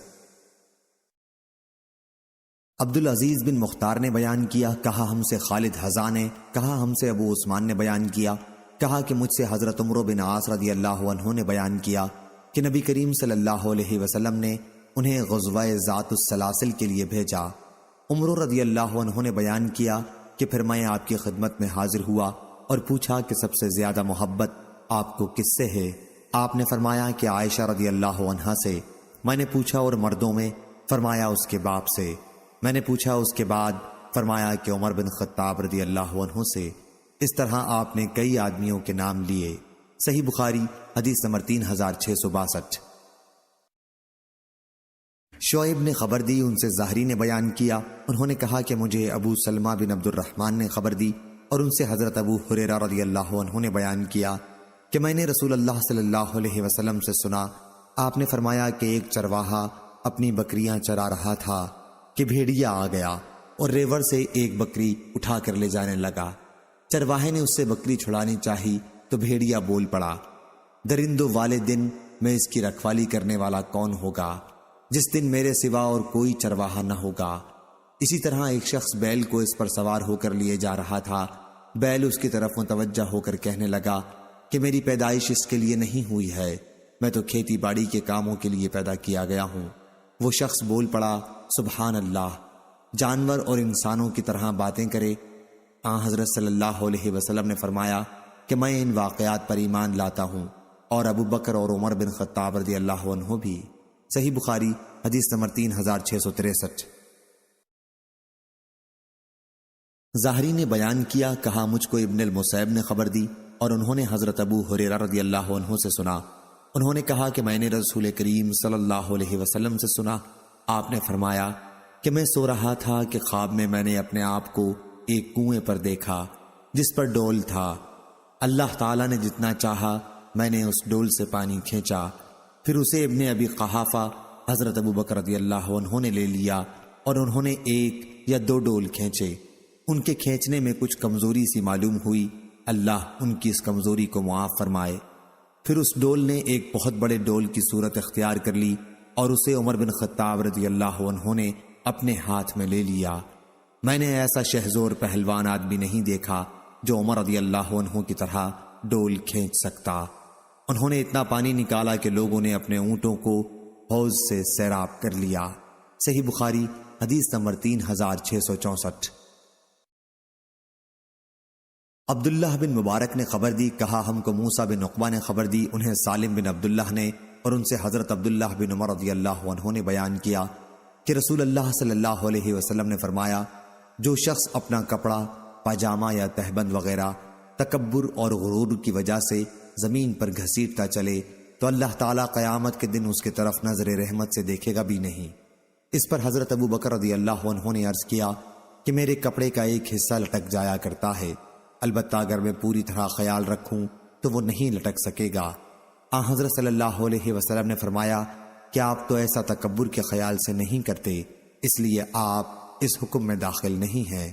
موسیٰ نے کہا کہ میں نے سالم سے پوچھا، کیا حضرت عبداللہ بن عمر رضی اللہ عنہ نے اس حدیث میں یہ فرمایا تھا جو اپنی ازار کو گھسیٹتے ہوئے چلے؟ تو انہوں نے کہا کہ میں نے تو ان سے یہی سنا کہ جو کوئی اپنا کپڑا لٹکائے۔ صحیح بخاری حدیث نمبر 3465۔ شعیب نے بیان کیا، ان سے زہری نے بیان کیا، انہوں نے کہا کہ مجھے حمید بن عبد الرحمن بن عوف نے خبر دی اور ان سے حضرت ابو ہریرہ رضی اللہ عنہ نے بیان کیا کہ میں نے رسول کریم صلی اللہ علیہ وسلم سے سنا، آپ نے فرمایا کہ جس نے اللہ کے راستے میں کسی چیز کا ایک جوڑا خرچ کیا، مثلا 2 روپے، 2 کپڑے، 2 گھوڑے اللہ تعالیٰ کے راستے میں دیے، تو اسے جنت کے دروازوں سے بلایا جائے گا کہ اے اللہ کے بندے ادھر آ، یہ دروازہ بہتر ہے۔ پس جو شخص نمازی ہوگا اسے نماز کے دروازے سے بلایا جائے گا، جو شخص مجاہد ہوگا اسے جہاد کے دروازے سے بلایا جائے گا، جو شخص اہل صدقہ میں سے ہوگا اسے صدقہ کے دروازے سے بلایا جائے گا، اور جو شخص روزے دار ہوگا اسے صیام اور ریان سیرابی کے دروازے سے بلایا جائے گا۔ حضرت ابو بکر رضی اللہ عنہ نے عرض کیا، جس شخص کو ان تمام ہی دروازوں سے بلایا جائے گا پھر تو اسے کسی قسم کا خوف باقی نہیں رہے گا، اور پوچھا کیا کوئی شخص ایسا بھی ہوگا جسے ان تمام دروازوں سے بلایا جائے؟ یا رسول اللہ، آپ نے فرمایا ہاں، اور مجھے امید ہے کہ تم بھی انہی میں سے ہوگے اے ابو بکر۔ صحیح بخاری حدیث نمبر 3666۔ سلیمان بن بلال نے بیان کیا، ان سے ہشام بن عروہ نے، ان سے عروہ بن زبیر نے، اور ان سے نبی کریم صلی اللہ علیہ وسلم کی زوجہ مطہرہ حضرت عائشہ رضی اللہ عنہا نے بیان کیا کہ حضرت صلی اللہ علیہ وسلم کی جب وفات ہوئی تو حضرت ابو بکر رضی اللہ عنہ اس وقت مقام صح میں تھے۔ اسماعیل نے کہا یعنی اوالی کے ایک گاؤں میں۔ آپ کی خبر سن کر حضرت عمر رضی اللہ عنہ اٹھ کر یہ کہنے لگے کہ اللہ کی قسم رسول اللہ صلی اللہ علیہ وسلم کی وفات نہیں ہوئی۔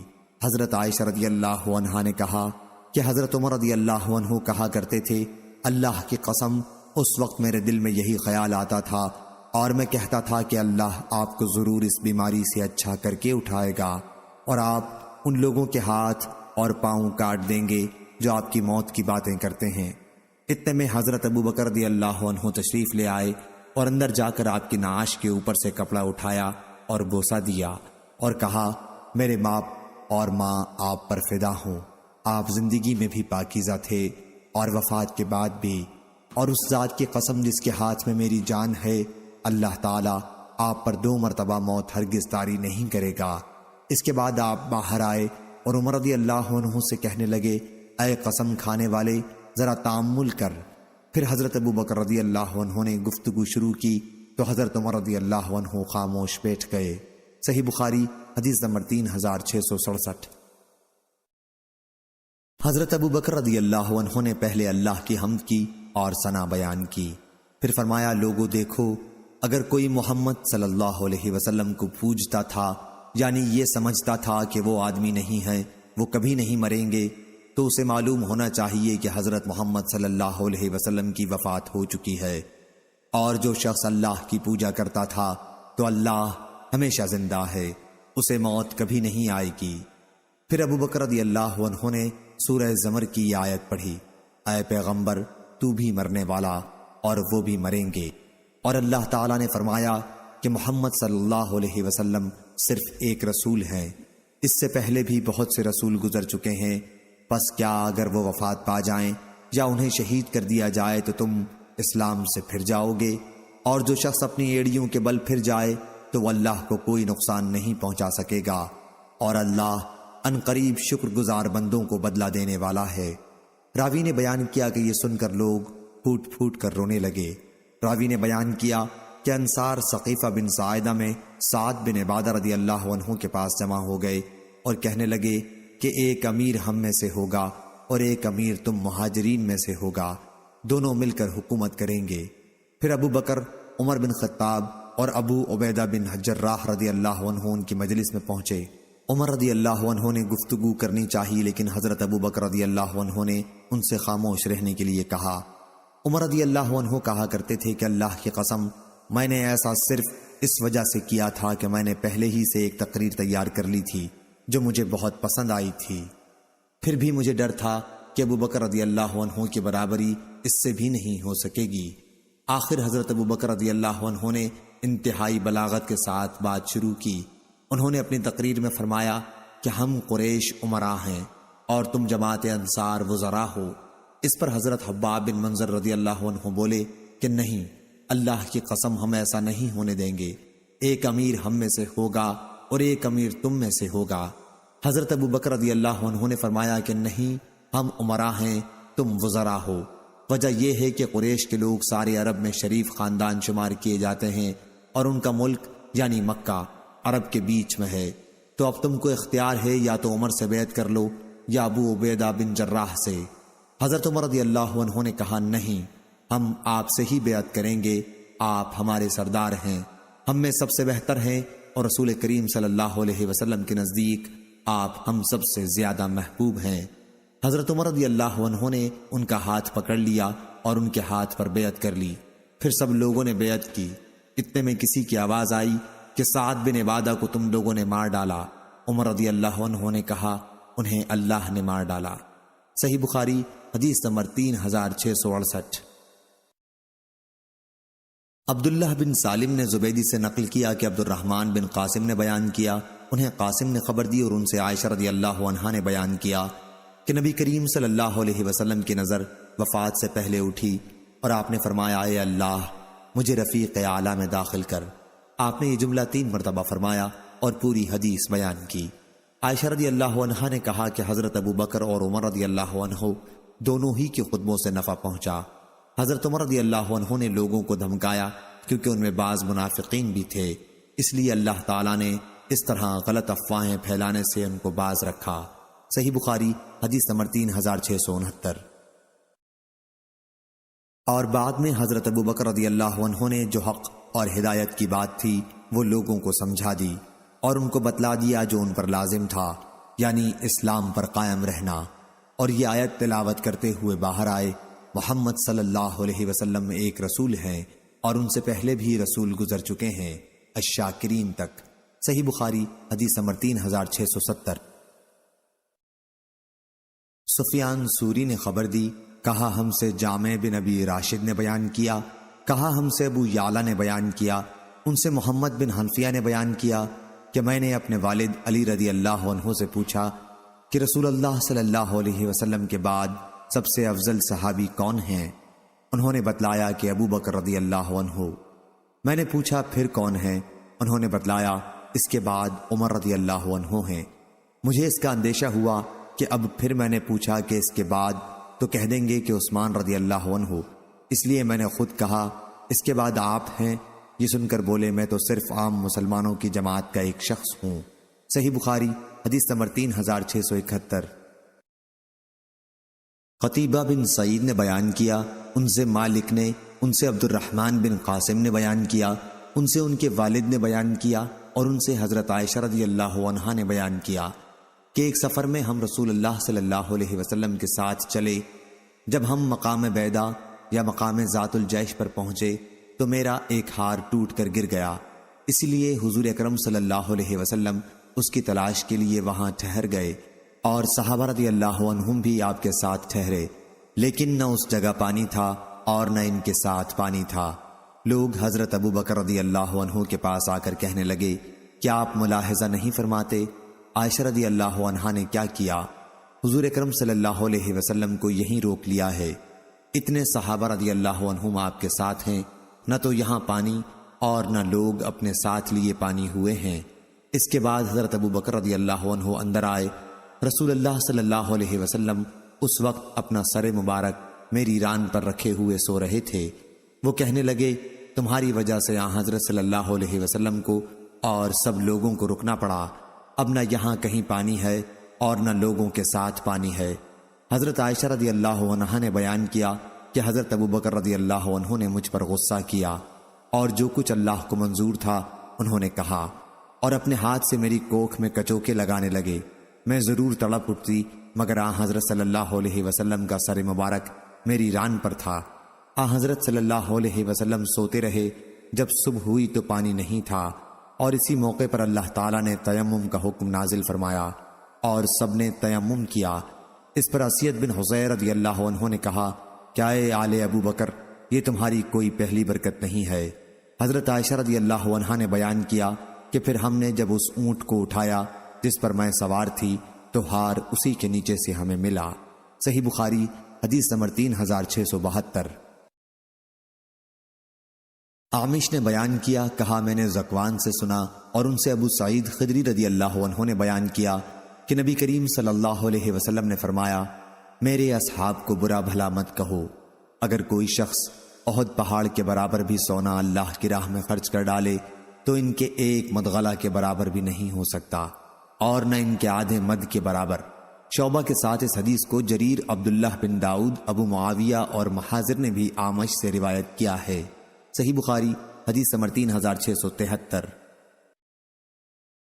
یحییٰ بن حسان نے بیان کیا، کہا ہم سے سلیمان نے بیان کیا، ان سے شریک بن ابی نمر نے، ان سے سعید بن مسیب نے بیان کیا، کہا مجھ کو ابو موسیٰ اشعری رضی اللہ عنہ نے خبر دی کہ انہوں نے ایک دن اپنے گھر میں وضو کیا اور اس ارادے سے نکلے کہ آج دن بھر رسول اللہ صلی اللہ علیہ وسلم کا ساتھ نہ چھوڑوں گا۔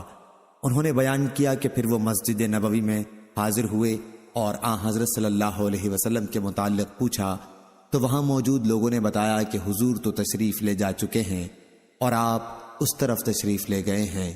چنانچہ میں آپ کے متعلق پوچھتا ہوا آپ کے پیچھے پیچھے نکلا اور آخر میں نے دیکھا کہ آپ قباء کے قریب بارہ ریس میں داخل ہو رہے ہیں۔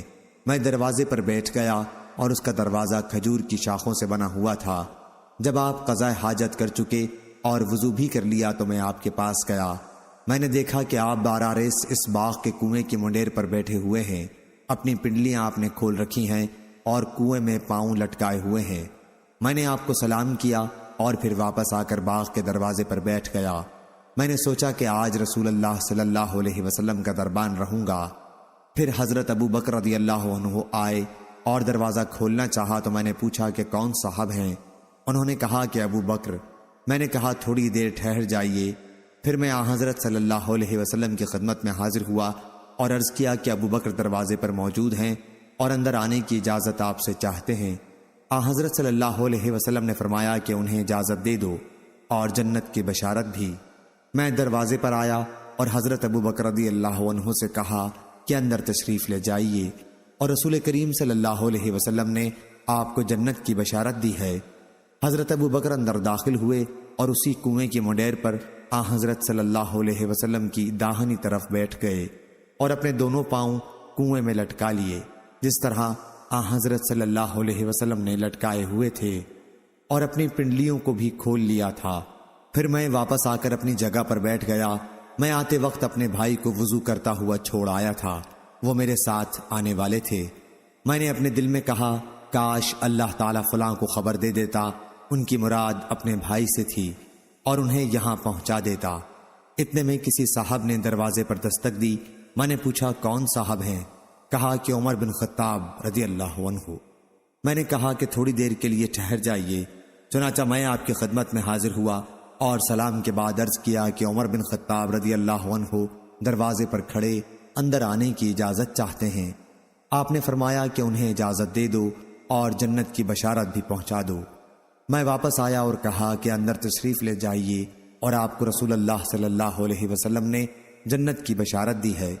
وہ بھی داخل ہوئے اور آپ کے ساتھ اسی منڈیر پر بائیں طرف بیٹھ گئے اور اپنے پاؤں کنویں میں لٹکا لیے۔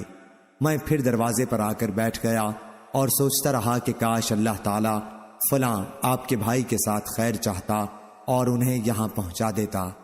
اتنے میں ایک اور صاحب آئے اور دروازے پر دستک دی۔ میں نے پوچھا کون صاحب ہیں؟ بولے کہ عثمان بن عفان۔ میں نے کہا تھوڑی دیر کے لیے رک جائیے، میں آپ کے پاس آیا اور آپ صلی اللہ علیہ وسلم کو ان کی اطلاع دی۔ آپ نے فرمایا کہ انہیں اجازت دے دو اور ایک مصیبت پر جو انہیں پہنچے گی جنت کی بشارت پہنچا دو۔ میں دروازے پر آیا اور ان سے کہا کہ اندر تشریف لے جائیے، حضور اکرم صلی اللہ علیہ وسلم نے آپ کو جنت کی بشارت دی ہے ایک مصیبت پر جو آپ کو پہنچے گی۔ وہ جب داخل ہوئے تو دیکھا چبوترے پر جگہ نہیں، اس لیے وہ دوسری طرف حضرت صلی اللہ علیہ وسلم کے سامنے بیٹھ گئے۔ شریک نے بیان کیا کہ سعید بن مسیب نے کہا میں نے اس سے ان کی قبروں کی تعویل لی ہے کہ اسی طرح بنے گی۔ صحیح بخاری حدیث نمبر 3674۔ محمد بن بشار نے بیان کیا، کہا کہ مجھ سے یحییٰ بن سعید قطان نے بیان کیا، ان سے سعید نے، ان سے قتادہ نے، اور ان سے حضرت انس بن مالک رضی اللہ عنہ نے بیان کیا کہ جب نبی کریم صلی اللہ علیہ وسلم ابو بکر، عمر اور عثمان رضی اللہ عنہ کو ساتھ لے کر احد پہاڑ پر چڑھے تو احد کانپ اٹھا۔ حضرت صلی اللہ علیہ وسلم نے فرمایا احد قرار پکڑ کہ تجھ پر ایک نبی، ایک صدیق اور 2 شہید ہیں۔ صحیح بخاری حدیث نمبر 3675۔ وہب بن جریر نے بیان کیا، کہا ہم سے صخر نے بیان کیا، ان سے نافع نے، اور ان سے حضرت عبداللہ بن عمر رضی اللہ عنہ نے بیان کیا کہ رسول اللہ صلی اللہ علیہ وسلم نے فرمایا میں ایک کنویں پر خواب میں کھڑا اس سے پانی کھینچ رہا تھا کہ میرے پاس ابو بکر اور عمر بھی پہنچ گئے۔ پھر ابو بکر رضی اللہ عنہ نے ڈول لے لیا اور 1 یا 2 ڈول کھینچے۔ ان کے کھینچنے میں ضعف تھا اور اللہ تعالیٰ ان کی مغفرت کرے گا۔ پھر ابو بکر رضی اللہ عنہ کے ہاتھ سے ڈول عمر رضی اللہ عنہ نے لے لیا اور ان کے ہاتھ میں پہنچتے ہی وہ ایک بہت بڑے ڈول کی شکل میں ہو گیا۔ میں نے کوئی ہمت والا اور بہادر انسان نہیں دیکھا جو اتنی حسن تدبیر اور مضبوط قوت کے ساتھ کام کرنے کا عادی ہو۔ چنانچہ انہوں نے اتنا پانی کھینچا کہ لوگوں نے اونٹوں کو پانی پلانے کی جگہیں بھر لیں۔ وہب نے بیان کیا کہ العطن اونٹوں کے بیٹھنے کی جگہ کو کہتے ہیں۔ عرب لوگ بولتے ہیں اونٹ سیراب ہوئے کہ وہیں بیٹھ گئے۔ صحیح بخاری حدیث نمبر 3676۔ عیسیٰ بن یونس نے بیان کیا، کہا ہم سے عمر بن سعید بن ابی الحسین مکی نے، ان سے ابن ابی ملیکہ نے بیان کیا کہ حضرت ابن عباس رضی اللہ عنہ نے بیان کیا کہ میں ان لوگوں کے ساتھ کھڑا تھا جو عمر بن خطاب رضی اللہ عنہ کے لیے دعائیں کر رہے تھے۔ اس وقت ان کا جنازہ چارپائی پر رکھا ہوا تھا۔ اتنے میں ایک صاحب نے میرے پیچھے سے آ کر میرے شانوں پر اپنی کوہنیاں رکھ دیں اور عمر رضی اللہ عنہ کو مخاطب کر کے کہنے لگے، اللہ آپ پر رحم کرے، مجھے تو یہی امید تھی کہ اللہ تعالیٰ آپ کو آپ کے دونوں ساتھیوں رسول اللہ صلی اللہ علیہ وسلم اور ابو بکر رضی اللہ عنہ کے ساتھ دفن کرائے گا۔ میں اکثر رسول اللہ صلی اللہ علیہ وسلم کو یوں فرماتے سنا کرتا تھا کہ میں اور ابو بکر اور عمر تھے، میں نے اور ابو بکر اور عمر نے یہ کام کیا، میں اور ابو بکر اور عمر گئے، اس لیے مجھے یہی امید تھی کہ اللہ تعالیٰ آپ کو انہی دونوں بزرگوں کے ساتھ رکھے گا۔ میں نے جو مڑ کر دیکھا تو وہ حضرت علی رضی اللہ عنہ تھے۔ صحیح بخاری حدیث نمبر 3677۔ ولید نے بیان کیا، ان سے اوزائی نے، ان سے یحییٰ بن ابی کثیر نے، ان سے محمد بن ابراہیم نے اور ان سے عروہ بن زبیر نے بیان کیا کہ میں نے عبداللہ بن عمر رضی اللہ عنہ سے مشرکین مکہ کی سب سے بڑی ظالمانہ حرکت کے بارے میں پوچھا جو انہوں نے رسول اللہ صلی اللہ علیہ وسلم کے ساتھ کی تھی، تو انہوں نے بتلایا کہ میں نے دیکھا کہ عقبہ بن ابی معیط حضرت صلی اللہ علیہ وسلم کے پاس آیا، آپ اس وقت نماز پڑھ رہے تھے، اس بدبخت نے اپنی چادر آپ کی گردن مبارک میں ڈال کر کھینچی جس سے آپ کا گلا بڑی سختی کے ساتھ پھنس گیا۔ اتنے میں حضرت ابو بکر رضی اللہ عنہ آئے اور اس بدبخت کو دفع کیا اور کہا، کیا تم ایک ایسے شخص کو قتل کرنا چاہتے ہو جو یہ کہتا ہے کہ میرا پروردگار اللہ تعالیٰ ہے اور وہ تمہارے پاس اپنے پروردگار کی طرف سے کھلی ہوئی دلیلیں بھی لے کر آیا ہے؟ صحیح بخاری حدیث نمبر 3678۔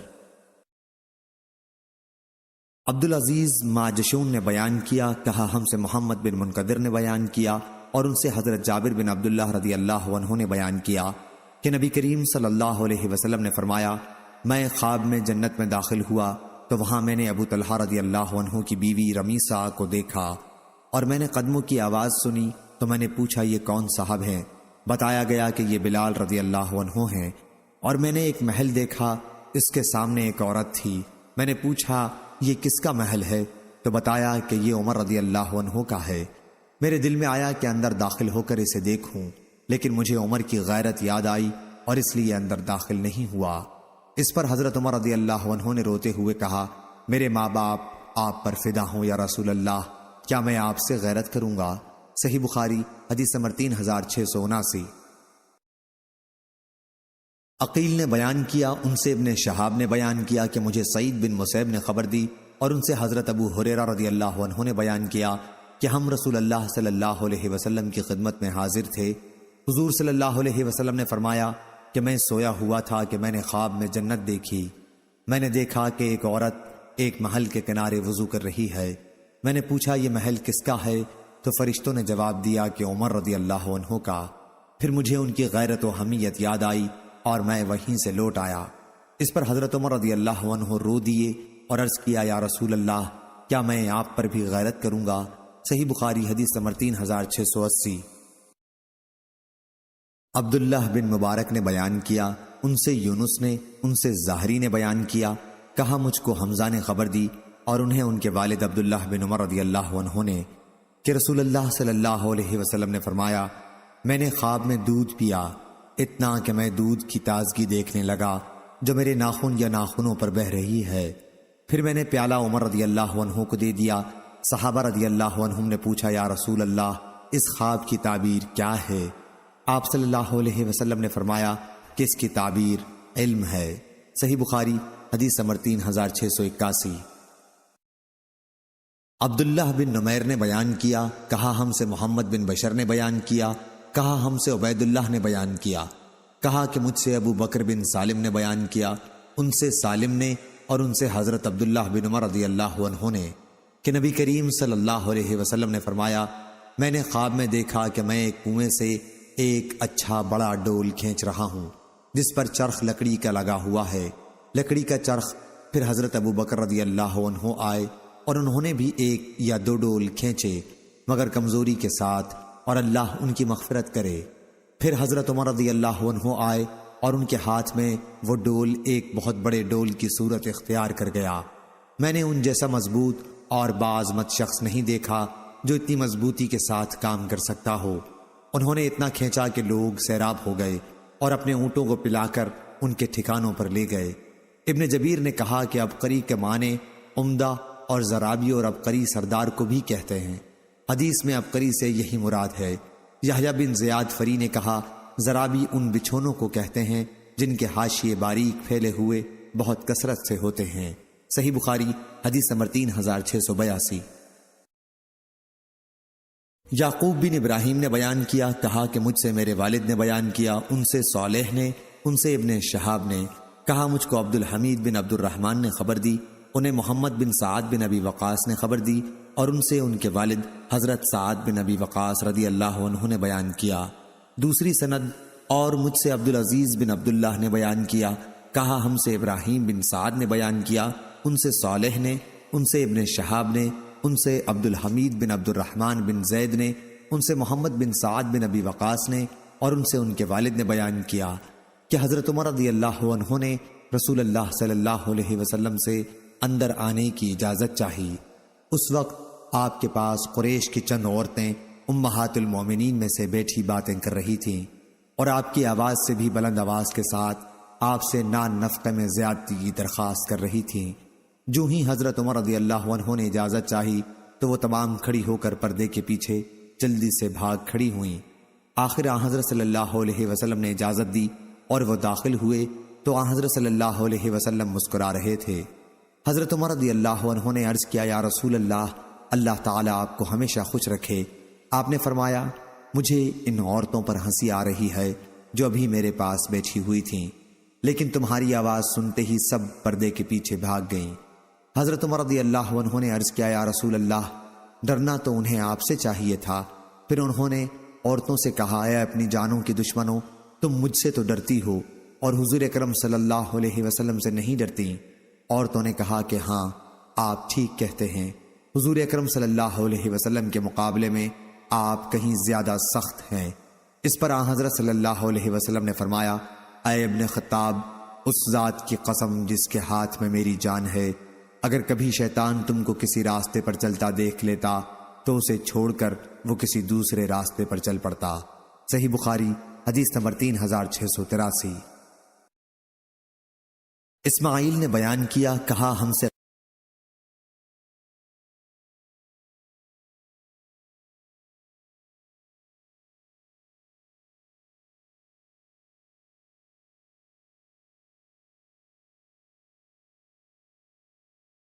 عبدان نے بیان کیا، کہا ہم کو عبداللہ نے خبر دی، کہا ہم سے عمر بن سعید نے بیان کیا، ان سے ابن ابی ملیکہ نے، اور انہوں نے ابن عباس رضی اللہ عنہ کو کہتے سنا کہ جب عمر رضی اللہ عنہ کو شہادت کے بعد ان کے بستر پر رکھا گیا تو تمام لوگوں نے نعش مبارک کو گھیر لیا اور ان کے لیے خدا سے دعا اور مغفرت طلب کرنے لگے۔ نعش ابھی اٹھائی نہیں گئی تھی، میں بھی وہی موجود تھا۔ اسی حالت میں اچانک ایک صاحب نے میرا شانہ پکڑ لیا، میں نے دیکھا تو وہ علی رضی اللہ عنہ تھے۔ پھر انہوں نے عمر رضی اللہ عنہ کے لیے دعائے رحمت کی اور ان کی نعش کو مخاطب کر کے کہا، آپ نے اپنے بعد کسی بھی شخص کو نہیں چھوڑا کہ جسے دیکھ کر مجھے یہ تمنا ہوتی کہ اس کے عمل جیسا عمل کرتے ہوئے میں اللہ سے جا ملوں، اور خدا کی قسم مجھے تو پہلے سے یقین تھا کہ اللہ تعالیٰ آپ کو آپ کے دونوں ساتھیوں کے ساتھ ہی رکھے گا۔ میرا یہ یقین اس وجہ سے تھا کہ میں نے اکثر رسول اللہ صلی اللہ علیہ وسلم کی زبان مبارک سے یہ الفاظ سنے تھے کہ میں ابو بکر اور عمر گئے، میں ابو بکر اور عمر داخل ہوئے، میں ابو بکر اور عمر باہر آئے۔ صحیح بخاری حدیث نمبر 3685۔ یزید بن زرعی نے بیان کیا، کہا ہم سے سعید نے بیان کیا۔ دوسری سند امام بخاری رحمہ اللہ فرماتے ہیں، اور مجھ سے خلیفہ نے بیان کیا، ان سے محمد بن سوا، اور کہمس بن منہال نے بیان کیا، ان سے سعید نے بیان کیا، ان سے قتادہ نے، اور ان سے حضرت انس بن مالک رضی اللہ عنہ نے بیان کیا کہ نبی کریم صلی اللہ علیہ وسلم احد پہاڑ پر چڑھے تو آپ کے ساتھ ابو بکر، عمر اور عثمان رضی اللہ عنہم بھی تھے۔ پہاڑ لرزنے لگا تو آن حضرت صلی اللہ علیہ وسلم نے اپنے پاؤں سے اسے مارا اور فرمایا، احد ٹھہرا رہے کہ تجھ پر ایک نبی، ایک صدیق اور 2 شہید ہی تو ہیں۔ صحیح بخاری حدیث نمبر 3686۔ عبداللہ بن وہب نے بیان کیا، کہا کہ مجھ سے عمر بن محمد نے بیان کیا، ان سے زید بن اسلم نے بیان کیا، اور ان سے ان کے والد نے بیان کیا۔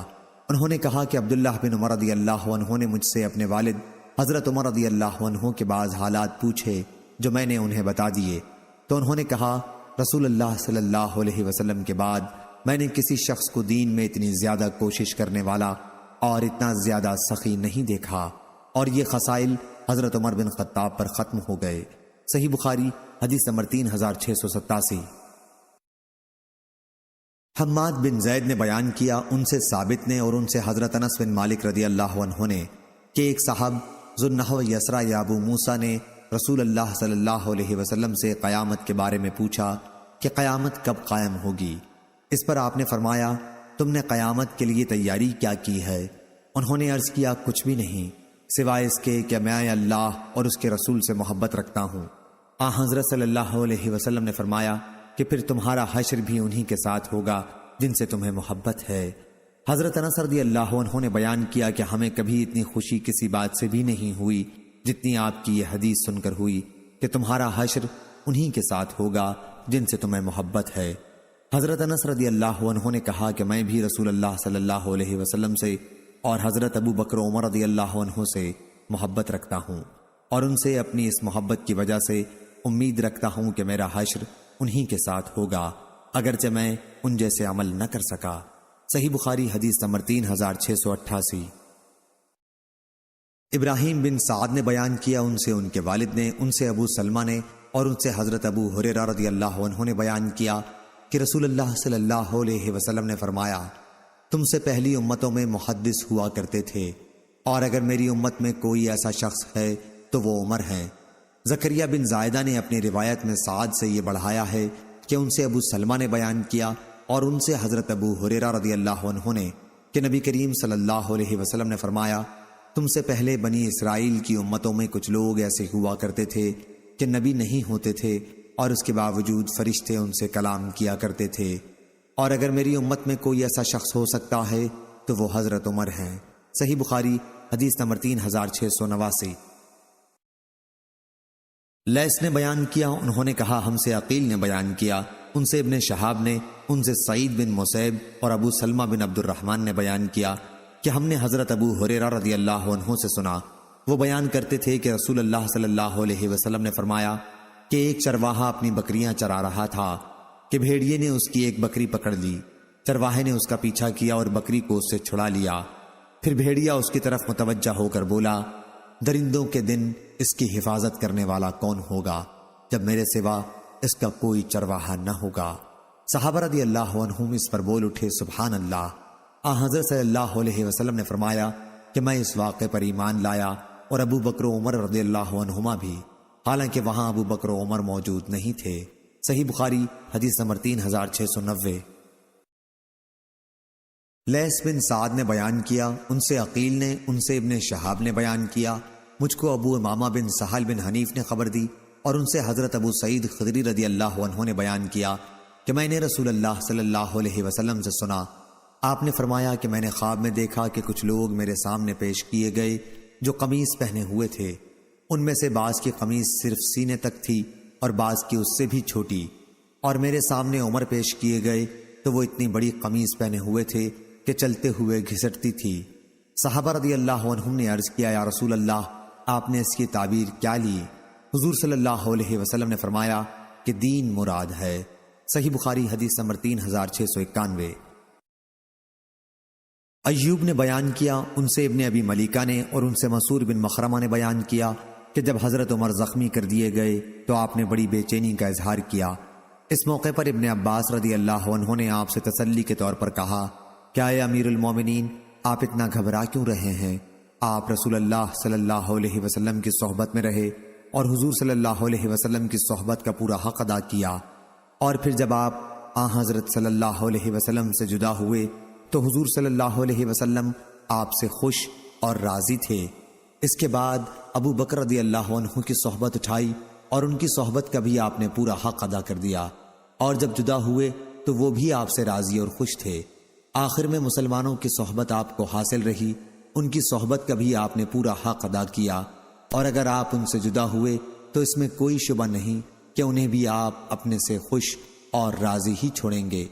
اس پر عمر رضی اللہ عنہ نے فرمایا، ابن عباس، تم نے جو رسول اللہ صلی اللہ علیہ وسلم کی صحبت کا اور حضرت صلی اللہ علیہ وسلم کی رضا و خوشی کا ذکر کیا ہے تو یقیناً یہ صرف اللہ تعالیٰ کا ایک فضل اور احسان ہے جو اس نے مجھ پر کیا ہے۔ اسی طرح جو تم نے ابو بکر رضی اللہ عنہ کی صحبت اور ان کی خوشی کا ذکر کیا ہے تو یہ بھی اللہ تعالیٰ کا مجھ پر فضل و احسان تھا، لیکن جو گھبراہٹ اور پریشانی مجھ پر تم طاری دیکھ رہے ہو وہ تمہاری وجہ سے اور تمہارے ساتھیوں کی فکر کی وجہ سے ہے، اور خدا کی قسم اگر میرے پاس زمین بھر سونا ہوتا تو اللہ تعالیٰ کے عذاب کا سامنا کرنے سے پہلے اس کا فدیہ دے کر اس سے نجات کی کوشش کرتا۔ حماد بن زید نے بیان کیا، ان سے ایوب نے بیان کیا، ان سے ابن ابی ملیکہ نے اور ان سے ابن عباس رضی اللہ عنہ نے کہ میں عمر رضی اللہ عنہ کی خدمت میں حاضر ہوا، پھر آخر تک یہی حدیث بیان کی۔ صحیح بخاری حدیث نمبر 3692۔ ابو اسامہ نے بیان کیا، کہا کہ مجھ سے عثمان بن غیاث نے بیان کیا، کہا کہ مجھ سے ابو عثمان نہدی نے بیان کیا، اور ان سے حضرت ابو موسیٰ اشعری رضی اللہ عنہ نے بیان کیا کہ میں مدینہ کے ایک باغ بارہ ریس میں رسول اللہ صلی اللہ علیہ وسلم کے ساتھ تھا۔ ایک صاحب نے آ کر دروازہ کھلوایا، حضرت صلی اللہ علیہ وسلم نے فرمایا کہ ان کے لیے دروازہ کھول دو اور انہیں جنت کی بشارت سنا دو۔ میں نے دروازہ کھولا تو حضرت ابو بکر رضی اللہ عنہ تھے۔ میں نے انہیں نبی کریم صلی اللہ علیہ وسلم کے فرمانے کے مطابق جنت کی خوشخبری سنائی تو انہوں نے اس پر اللہ کی حمد کی۔ پھر ایک اور صاحب آئے اور دروازہ کھلوایا۔ حضور صلی اللہ علیہ وسلم نے اس موقع پر بھی یہی فرمایا کہ دروازہ ان کے لیے کھول دو اور انہیں جنت کی بشارت سنا دو۔ میں نے دروازہ کھولا تو حضرت عمر رضی اللہ عنہ تھے۔ انہیں بھی جب حضور اکرم صلی اللہ علیہ وسلم کے ارشاد کی اطلاع سنائی تو انہوں نے بھی اللہ تعالیٰ کی حمد و ثنا بیان کی۔ پھر ایک تیسرے اور صاحب نے دروازہ کھلوایا، ان کے لیے حضور اکرم صلی اللہ علیہ وسلم نے فرمایا کہ دروازہ کھول دو اور انہیں جنت کی بشارت سنا دو ان مصائب اور آزمائشوں کے بعد جن سے انہیں دنیا میں واسطہ پڑے گا۔ وہ حضرت عثمان رضی اللہ عنہ تھے۔ جب میں نے ان کو حضور صلی اللہ علیہ وسلم کے ارشاد کی اطلاع دی تو آپ نے اللہ کی حمد و ثنا کے بعد میں فرمایا کہ اللہ تعالیٰ ہی مدد کرنے والا ہے۔ یہ حدیث پہلے بھی گزر چکی ہے۔ صحیح بخاری حدیث نمبر 3693۔ عبداللہ بن وہب نے بیان کیا، کہا کہ مجھے حیوہ بن شریح نے خبر دی، کہا کہ مجھ سے ابو عقیل زہرہ بن معبد نے بیان کیا اور انہوں نے اپنے دادا حضرت عبداللہ بن ہشام رضی اللہ عنہ سے سنا تھا۔ انہوں نے بیان کیا کہ ہم ایک مرتبہ نبی کریم صلی اللہ علیہ وسلم کے ساتھ تھے۔ آپ اس وقت حضرت عمر بن خطاب رضی اللہ عنہ کا ہاتھ اپنے ہاتھ میں لیے ہوئے تھے۔ صحیح بخاری حدیث نمبر 3694۔ حماد بن زید نے بیان کیا، ان سے ایوب نے، ان سے ابو عثمان نے اور ان سے حضرت ابو موسیٰ رضی اللہ عنہ نے کہ نبی کریم صلی اللہ علیہ وسلم ایک باغ بارہ ریس کے اندر تشریف لے گئے اور مجھ سے فرمایا کہ دروازے پر پہرا دیتا رہوں۔ پھر ایک صاحب آئے اور اجازت چاہی۔ حضور صلی اللہ علیہ وسلم نے فرمایا کہ انہیں اجازت دے دو اور جنت کی خوشخبری بھی سنا دو۔ وہ حضرت ابو بکر رضی اللہ عنہ تھے۔ پھر دوسرے ایک اور صاحب آئے اور اجازت چاہی۔ حضور نے فرمایا کہ انہیں بھی اجازت دے دو اور جنت کی خوشخبری سنا دو۔ وہ حضرت عمر رضی اللہ عنہ تھے۔ پھر تیسرے ایک اور صاحب آئے اور اجازت چاہی۔ حضور تھوڑی دیر کے لیے خاموش ہو گئے، پھر فرمایا کہ انہیں بھی اجازت دے دو اور دنیا میں ایک آزمائش سے گزرنے کے بعد جنت کی بشارت بھی سنا دو۔ وہ عثمان غنی رضی اللہ عنہ تھے۔ صحیح بخاری حدیث نمبر 3695۔ احمد بن سبیب بن سعید نے بیان کیا، کہا کہ مجھ سے میرے والد نے بیان کیا، ان سے یونس نے کہ ابن شہاب نے بیان کیا، کہا مجھ کو عروہ نے خبر دی، انہیں عبید اللہ بن عدی بن خیار نے خبر دی کہ مسور بن مخرمہ اور عبد الرحمن بن اسود بن عبد یغوث رضی اللہ عنہ نے ان سے کہا کہ تم حضرت عثمان رضی اللہ عنہ سے ان کے بھائی ولید کے مقدمے میں جسے حضرت عثمان رضی اللہ عنہ نے کوفہ کا گورنر بنایا تھا کیوں گفتگو نہیں کرتے؟ لوگ اس سے بہت ناراض ہیں۔ چنانچہ میں حضرت عثمان رضی اللہ عنہ کے پاس گیا، اور جب وہ نماز کے لیے باہر تشریف لائے تو میں نے عرض کیا کہ مجھے آپ سے ایک ضرورت ہے، اور وہ ہے آپ کے ساتھ ایک خیر خواہی۔ اس پر عثمان رضی اللہ عنہ نے فرمایا، بھلے آدمی، تم سے میں خدا کی پناہ چاہتا ہوں۔ امام بخاری رحمہ اللہ نے کہا، میں سمجھتا ہوں کہ معمر نے یوں روایت کیا، میں تجھ سے اللہ کی پناہ چاہتا ہوں۔ میں واپس ان لوگوں کے پاس آ گیا، اتنے میں حضرت عثمان رضی اللہ عنہ کا قاصد مجھ کو بلانے کے لیے آیا۔ میں جب اس کے ساتھ حضرت عثمان رضی اللہ عنہ کی خدمت میں حاضر ہوا تو انہوں نے دریافت فرمایا کہ تمہاری خیر خواہی کیا تھی؟ میں نے عرض کیا، اللہ سبحانہ و تعالی نے محمد صلی اللہ علیہ وسلم کو حق کے ساتھ بھیجا اور ان پر کتاب نازل کی۔ آپ بھی ان لوگوں میں شامل تھے جنہوں نے اللہ اور اس کے رسول کی دعوت کو قبول کیا تھا۔ آپ نے 2 ہجرتیں کی، حضور اکرم صلی اللہ علیہ وسلم کی صحبت اٹھائی اور آپ کے طریقے اور سنت کو دیکھا، لیکن بات یہ ہے کہ لوگ ولید کی بہت شکایتیں کر رہے ہیں۔ حضرت عثمان رضی اللہ عنہ نے اس پر پوچھا، تم نے رسول اللہ صلی اللہ علیہ وسلم سے کچھ سنا ہے؟ میں نے عرض کیا کہ نہیں، لیکن رسول اللہ صلی اللہ علیہ وسلم کی احادیث ایک کنواری لڑکی تک کو اس کے تمام پردوں کے باوجود جب پہنچ چکی ہیں تو مجھے کیوں نہ معلوم ہوتی؟ اس پر حضرت عثمان نے فرمایا، اما بعد، بے شک اللہ تعالیٰ نے محمد صلی اللہ علیہ وسلم کو حق کے ساتھ بھیجا، اور میں اللہ اور اس کے رسول کی دعوت کو قبول کرنے والوں میں ہی تھا۔ حضور اکرم صلی اللہ علیہ وسلم جس دعوت کو دے کر بھیجے گئے تھے میں اس پر پورے طور سے ایمان لایا، اور جیسا کہ تم نے کہا 2 ہجرتیں بھی کی۔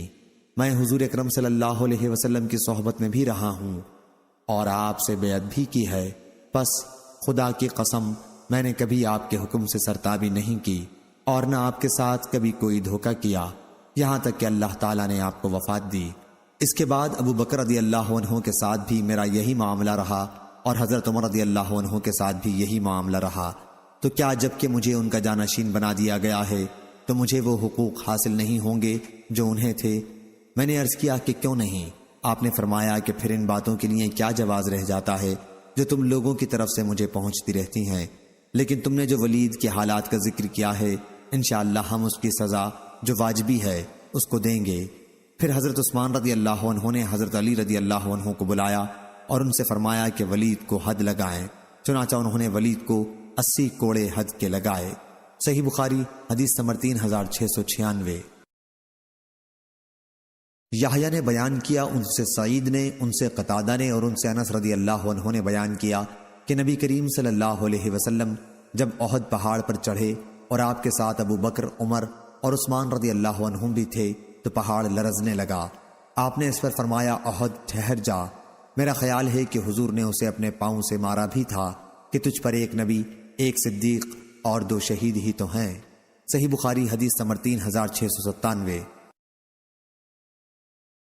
شاہزان نے بیان کیا، کہا ہم سے عبدالعزیز بن ابی سلمہ ماجشون نے بیان کیا، ان سے عبید اللہ نے، ان سے نافع نے اور ان سے عبداللہ بن عمر رضی اللہ عنہ نے بیان کیا کہ نبی کریم صلی اللہ علیہ وسلم کے عہد میں ہم حضرت ابو بکر رضی اللہ عنہ کے برابر کسی کو نہیں قرار دیتے تھے، پھر حضرت عمر رضی اللہ عنہ کو، پھر حضرت عثمان رضی اللہ عنہ کو، اس کے بعد حضور اکرم صلی اللہ علیہ وسلم کے صحابہ پر ہم کوئی بحث نہیں کرتے تھے اور کسی کو ایک دوسرے پر فضیلت نہیں دیتے تھے۔ اس حدیث کو عبداللہ بن صالح نے بھی عبدالعزیز سے روایت کیا ہے، اس کو اسماعیلی نے وصل کیا ہے۔ صحیح بخاری حدیث نمبر 3698۔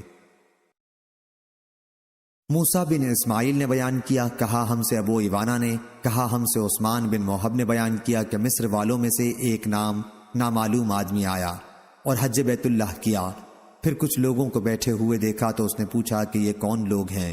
کسی نے کہا کہ یہ قریشی ہیں۔ اس نے پوچھا کہ ان میں بزرگ کون صاحب ہیں؟ لوگوں نے بتایا کہ یہ عبداللہ بن عمر ہیں۔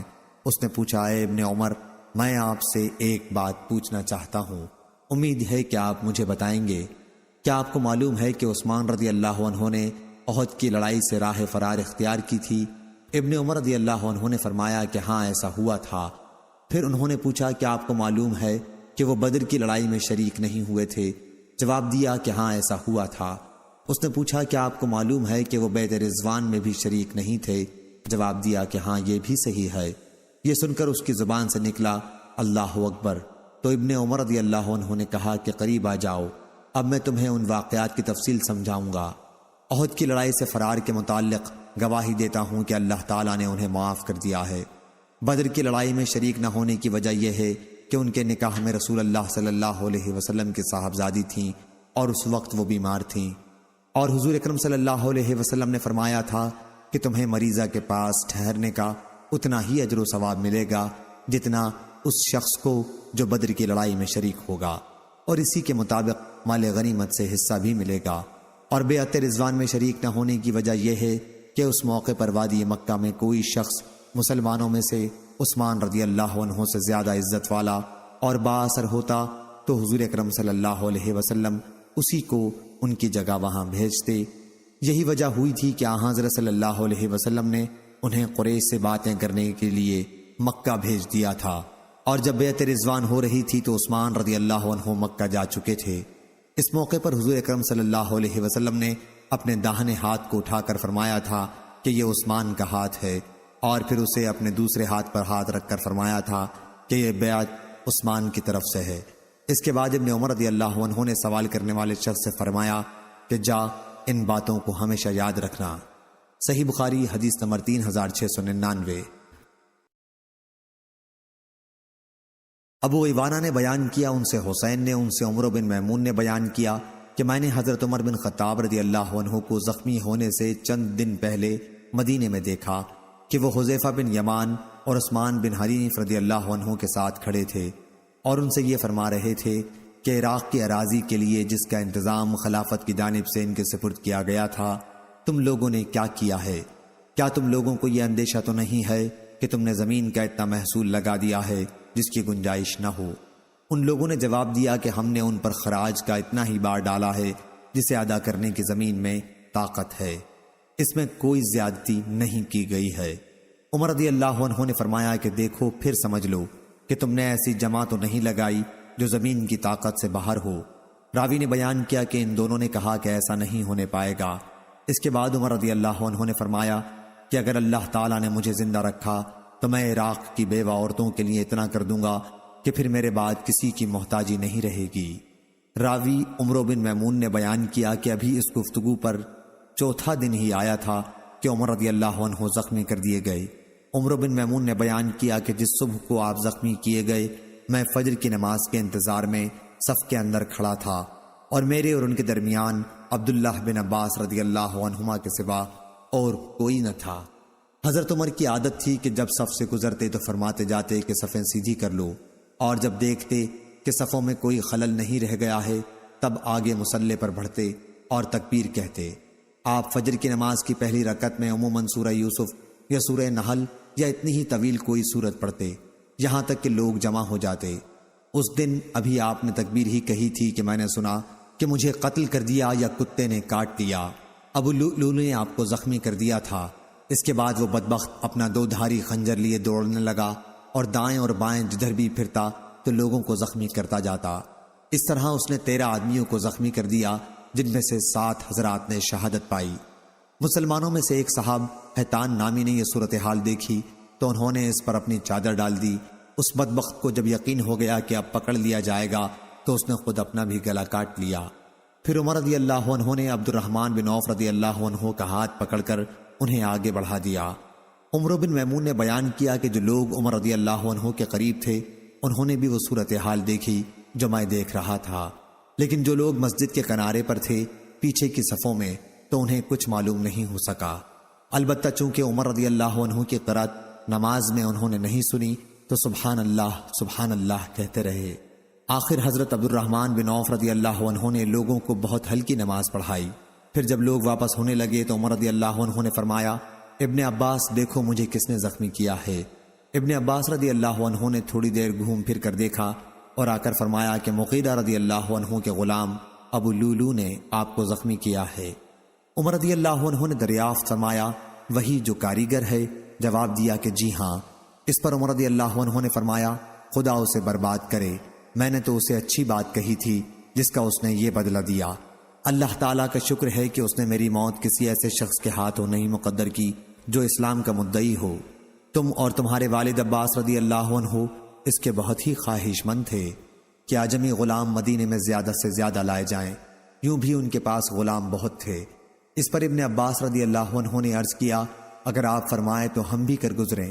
مقصد یہ تھا کہ اگر آپ چاہیں تو ہم مدینے میں مقیم اعجمی غلاموں کو قتل کر ڈالیں۔ عمر رضی اللہ عنہ نے فرمایا، یہ انتہائی غلط فکر ہے، خصوصاً جب کہ تمہاری زبان میں وہ گفتگو کرتے ہیں، تمہارے قبلے کی طرف رخ کر کے نماز ادا کرتے ہیں اور تمہاری طرح حج کرتے ہیں۔ پھر حضرت عمر رضی اللہ عنہ کو ان کے گھر اٹھا کر لایا گیا اور ہم آپ کے ساتھ ساتھ آئے۔ ایسا معلوم ہوتا تھا جیسے لوگوں پر کبھی اس سے پہلے اتنی بڑی مصیبت آئی ہی نہیں تھی۔ بعض تو یہ کہتے تھے کہ کچھ نہیں ہوگا، اچھے ہو جائیں گے، اور بعض کہتے تھے کہ آپ کی زندگی خطرے میں ہے۔ اس کے بعد کھجور کا پانی لایا گیا اور آپ نے اسے پیا تو وہ آپ کے پیٹ سے باہر نکل آیا۔ پھر دودھ لایا گیا، اسے بھی جوں ہی آپ نے پیا زخم کے راستے وہ بھی باہر نکل آیا۔ اب لوگوں کو یقین ہو گیا کہ آپ کی شہادت یقینی ہے۔ پھر ہم اندر آ گئے اور لوگ آپ کی تعریف بیان کرنے لگے۔ اتنے میں ایک نوجوان اندر آیا اور کہنے لگا، یا امیر المومنین، آپ کو خوشخبری ہو، اللہ تعالیٰ کی طرف سے آپ نے رسول اللہ صلی اللہ علیہ وسلم کی صحبت اٹھائی، ابتدا میں اسلام لانے کا شرف حاصل کیا جو آپ کو معلوم ہے، پھر آپ خلیفہ بنائے گئے اور آپ نے پورے انصاف سے حکومت کی، پھر شہادت پائی۔ عمر رضی اللہ عنہ نے فرمایا، میں تو اس پر بھی خوش تھا کہ ان باتوں کی وجہ سے برابر نہ ثواب ہوتا اور نہ عذاب۔ جب وہ نوجوان جانے لگا تو اس کا تہبند ازار لٹک رہا تھا۔ عمر رضی اللہ عنہ نے فرمایا، اس لڑکے کو میرے پاس واپس بلا لاؤ۔ جب وہ آئے تو آپ نے فرمایا، میرے بھتیجے، یہ اپنا کپڑا اوپر اٹھائے رکھو کہ اس سے تمہارا کپڑا بھی زیادہ دنوں چلے گا اور تمہارے رب سے تقوی کا باعث بھی ہے۔ اے عبداللہ بن عمر، دیکھو مجھ پر کتنا قرض ہے۔ جب لوگوں نے آپ پر قرض کا شمار کیا تو تقریباً 86,000 نکلا۔ عمر رضی اللہ عنہ نے اس پر فرمایا کہ اگر یہ قرض آل عمر کے مال سے ادا ہو سکے تو انہی کے مال سے اس کو ادا کرنا، ورنہ پھر بنی عدی بن کعب سے کہنا۔ اگر ان کے مال کے بعد بھی ادائیگی نہ ہو سکے تو قریش سے کہنا، ان کے سوا کسی سے امداد نہ طلب کرنا اور میری طرف سے اس قرض کو ادا کر دینا۔ اچھا، اب ام المومنین حضرت عائشہ رضی اللہ عنہا کے یہاں جاؤ اور ان سے عرض کرو کہ عمر نے آپ کی خدمت میں سلام عرض کیا ہے۔ امیر المومنین میرے نام کے ساتھ نہ کہنا، کیونکہ اب میں مسلمانوں کا امیر نہیں رہا ہوں۔ تو ان سے عرض کرنا کہ عمر بن خطاب نے آپ سے اپنے دونوں ساتھیوں کے ساتھ دفن ہونے کی اجازت چاہی ہے۔ عبداللہ بن عمر رضی اللہ عنہ نے عائشہ رضی اللہ عنہا کی خدمت میں حاضر ہو کر سلام کیا اور اجازت لے کر اندر داخل ہوئے۔ دیکھا کہ آپ بیٹھی رو رہی ہیں، پھر کہا کہ عمر بن خطاب رضی اللہ عنہ نے آپ کو سلام کہا ہے اور اپنے دونوں ساتھیوں کے ساتھ دفن ہونے کی اجازت چاہی ہے۔ عائشہ رضی اللہ عنہا نے کہا، میں نے اس جگہ کو اپنے لیے منتخب کر رکھا تھا، لیکن آج میں انہیں اپنے پر ترجیح دوں گی۔ پھر جب ابن عمر رضی اللہ عنہ واپس آئے تو لوگوں نے بتایا کہ عبداللہ آ گئے، تو عمر رضی اللہ عنہ نے فرمایا کہ مجھے اٹھاؤ۔ ایک صاحب نے سہارا دے کر آپ کو اٹھایا۔ آپ نے دریافت کیا، کیا خبر لائے؟ کہا کہ جو آپ کی تمنا تھی اے امیر المومنین۔ حضرت عمر رضی اللہ عنہ نے فرمایا، الحمدللہ، اس سے اہم چیز اب میرے لیے کوئی نہیں رہ گئی تھی، لیکن جب میری وفات ہو چکے اور مجھے اٹھا کر دفن کے لیے لے چلو تو پھر میرا سلام ان سے کہنا اور عرض کرنا کہ عمر بن خطاب رضی اللہ عنہ نے آپ سے اجازت چاہی ہے۔ اگر وہ میرے لیے اجازت دے دیں تب تو وہاں دفن کرنا، اور اگر اجازت نہ دیں تو مسلمانوں کے قبرستان میں دفن کرنا۔ اس کے بعد ام المومنین حفصہ رضی اللہ عنہا آئیں، ان کے ساتھ کچھ دوسری خواتین بھی تھیں۔ جب ہم نے انہیں دیکھا تو ہم اٹھ گئے۔ آپ عمر رضی اللہ عنہ کے قریب آئیں اور وہاں تھوڑی دیر تک آنسو بہاتی رہیں۔ پھر جب مردوں نے اندر آنے کی اجازت چاہی تو وہ مکان کے اندرونی حصے میں چلی گئیں اور ہم نے ان کے رونے کی آواز سنی۔ پھر لوگوں نے عرض کیا، امیر المومنین، خلافت کے لیے کوئی وصیت کر دیجئے۔ فرمایا کہ خلافت کا میں ان حضرات سے زیادہ اور کسی کو مستحق نہیں پاتا کہ رسول اللہ صلی اللہ علیہ وسلم اپنی وفات تک جن سے راضی اور خوش تھے۔ پھر آپ نے علی، عثمان، زبیر، طلحہ، سعد اور عبد الرحمن بن عوف کا نام لیا، اور یہ بھی فرمایا کہ عبداللہ بن عمر کو بھی صرف مشورے کی حد تک شریک رکھنا، لیکن خلافت سے انہیں کوئی سروکار نہیں رہے گا، جیسے آپ نے ابن عمر رضی اللہ عنہ کی تسکین کے لیے یہ فرمایا ہو۔ پھر اگر خلافت سعد کو مل جائے تو وہ اس کے اہل ہیں، اور اگر وہ نہ ہو سکیں تو جو شخص بھی خلیفہ ہو وہ اپنے زمانے خلافت میں ان کا تعاون حاصل کرتا رہے، کیونکہ میں نے ان کو کوفہ کی گورنری سے نا اہلی یا کسی خیانت کی وجہ سے معزول نہیں کیا ہے۔ اور عمر رضی اللہ عنہ نے فرمایا، میں اپنے بعد ہونے والے خلیفہ کو مہاجرین اولین کے بارے میں وصیت کرتا ہوں کہ وہ ان کے حقوق پہچانے اور ان کے احترام کو ملحوظ رکھے، اور میں اپنے بعد ہونے والے خلیفہ کو وصیت کرتا ہوں کہ وہ انصار کے ساتھ بہتر معاملہ کرے جو دار الہجرت اور دار الایمان مدینہ منورہ میں رسول اللہ صلی اللہ علیہ وسلم کی تشریف آوری سے پہلے سے مقیم ہیں۔ خلیفہ کو چاہیے کہ وہ ان کے نیکوں کو نوازے اور ان کے بروں کو معاف کر دیا کرے، اور میں ہونے والے خلیفہ کو وصیت کرتا ہوں کہ شہری آبادی کے ساتھ بھی اچھا معاملہ رکھے کہ یہ لوگ اسلام کی مدد، مال جمع کرنے کا ذریعہ اور اسلام کے دشمنوں کے لیے ایک مصیبت ہیں، اور یہ کہ ان سے وہی وصول کیا جائے جو ان کے پاس فاضل ہو اور ان کی خوشی سے لیا جائے۔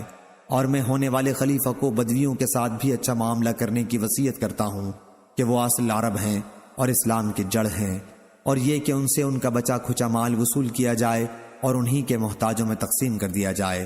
اور میں ہونے والے خلیفہ کو اللہ اور اس کے رسول کے عہد کی نگہداشت کی جو اسلامی حکومت کے تحت غیر مسلموں سے کیا ہے وصیت کرتا ہوں کہ ان سے کیے گئے عہد کو پورا کیا جائے، ان کی حفاظت کے لیے جنگ کی جائے اور ان کی حیثیت سے زیادہ ان پر بوجھ نہ ڈالا جائے۔ جب عمر رضی اللہ عنہ کی وفات ہو گئی تو ہم وہاں سے ان کو لے کر عائشہ رضی اللہ عنہ کے حجرے کی طرف آئے۔ عبداللہ بن عمر رضی اللہ عنہ نے سلام کیا اور عرض کیا کہ عمر بن خطاب رضی اللہ عنہ نے اجازت چاہی ہے۔ ام المومنین نے کہا انہیں یہیں دفن کیا جائے، چنانچہ وہ وہیں دفن ہوئے۔ پھر جب لوگ دفن سے فارغ ہو چکے تو وہ جماعت جن کے نام عمر رضی اللہ عنہ نے وفات سے پہلے بتائے تھے جمع ہوئی۔ عبد الرحمن بن عوف نے کہا تمہیں اپنا معاملہ اپنے ہی میں سے 3 آدمیوں کے سپرد کر دینا چاہیے۔ اس پر زبیر رضی اللہ عنہ نے کہا کہ میں نے اپنا معاملہ علی رضی اللہ عنہ کے سپرد کیا۔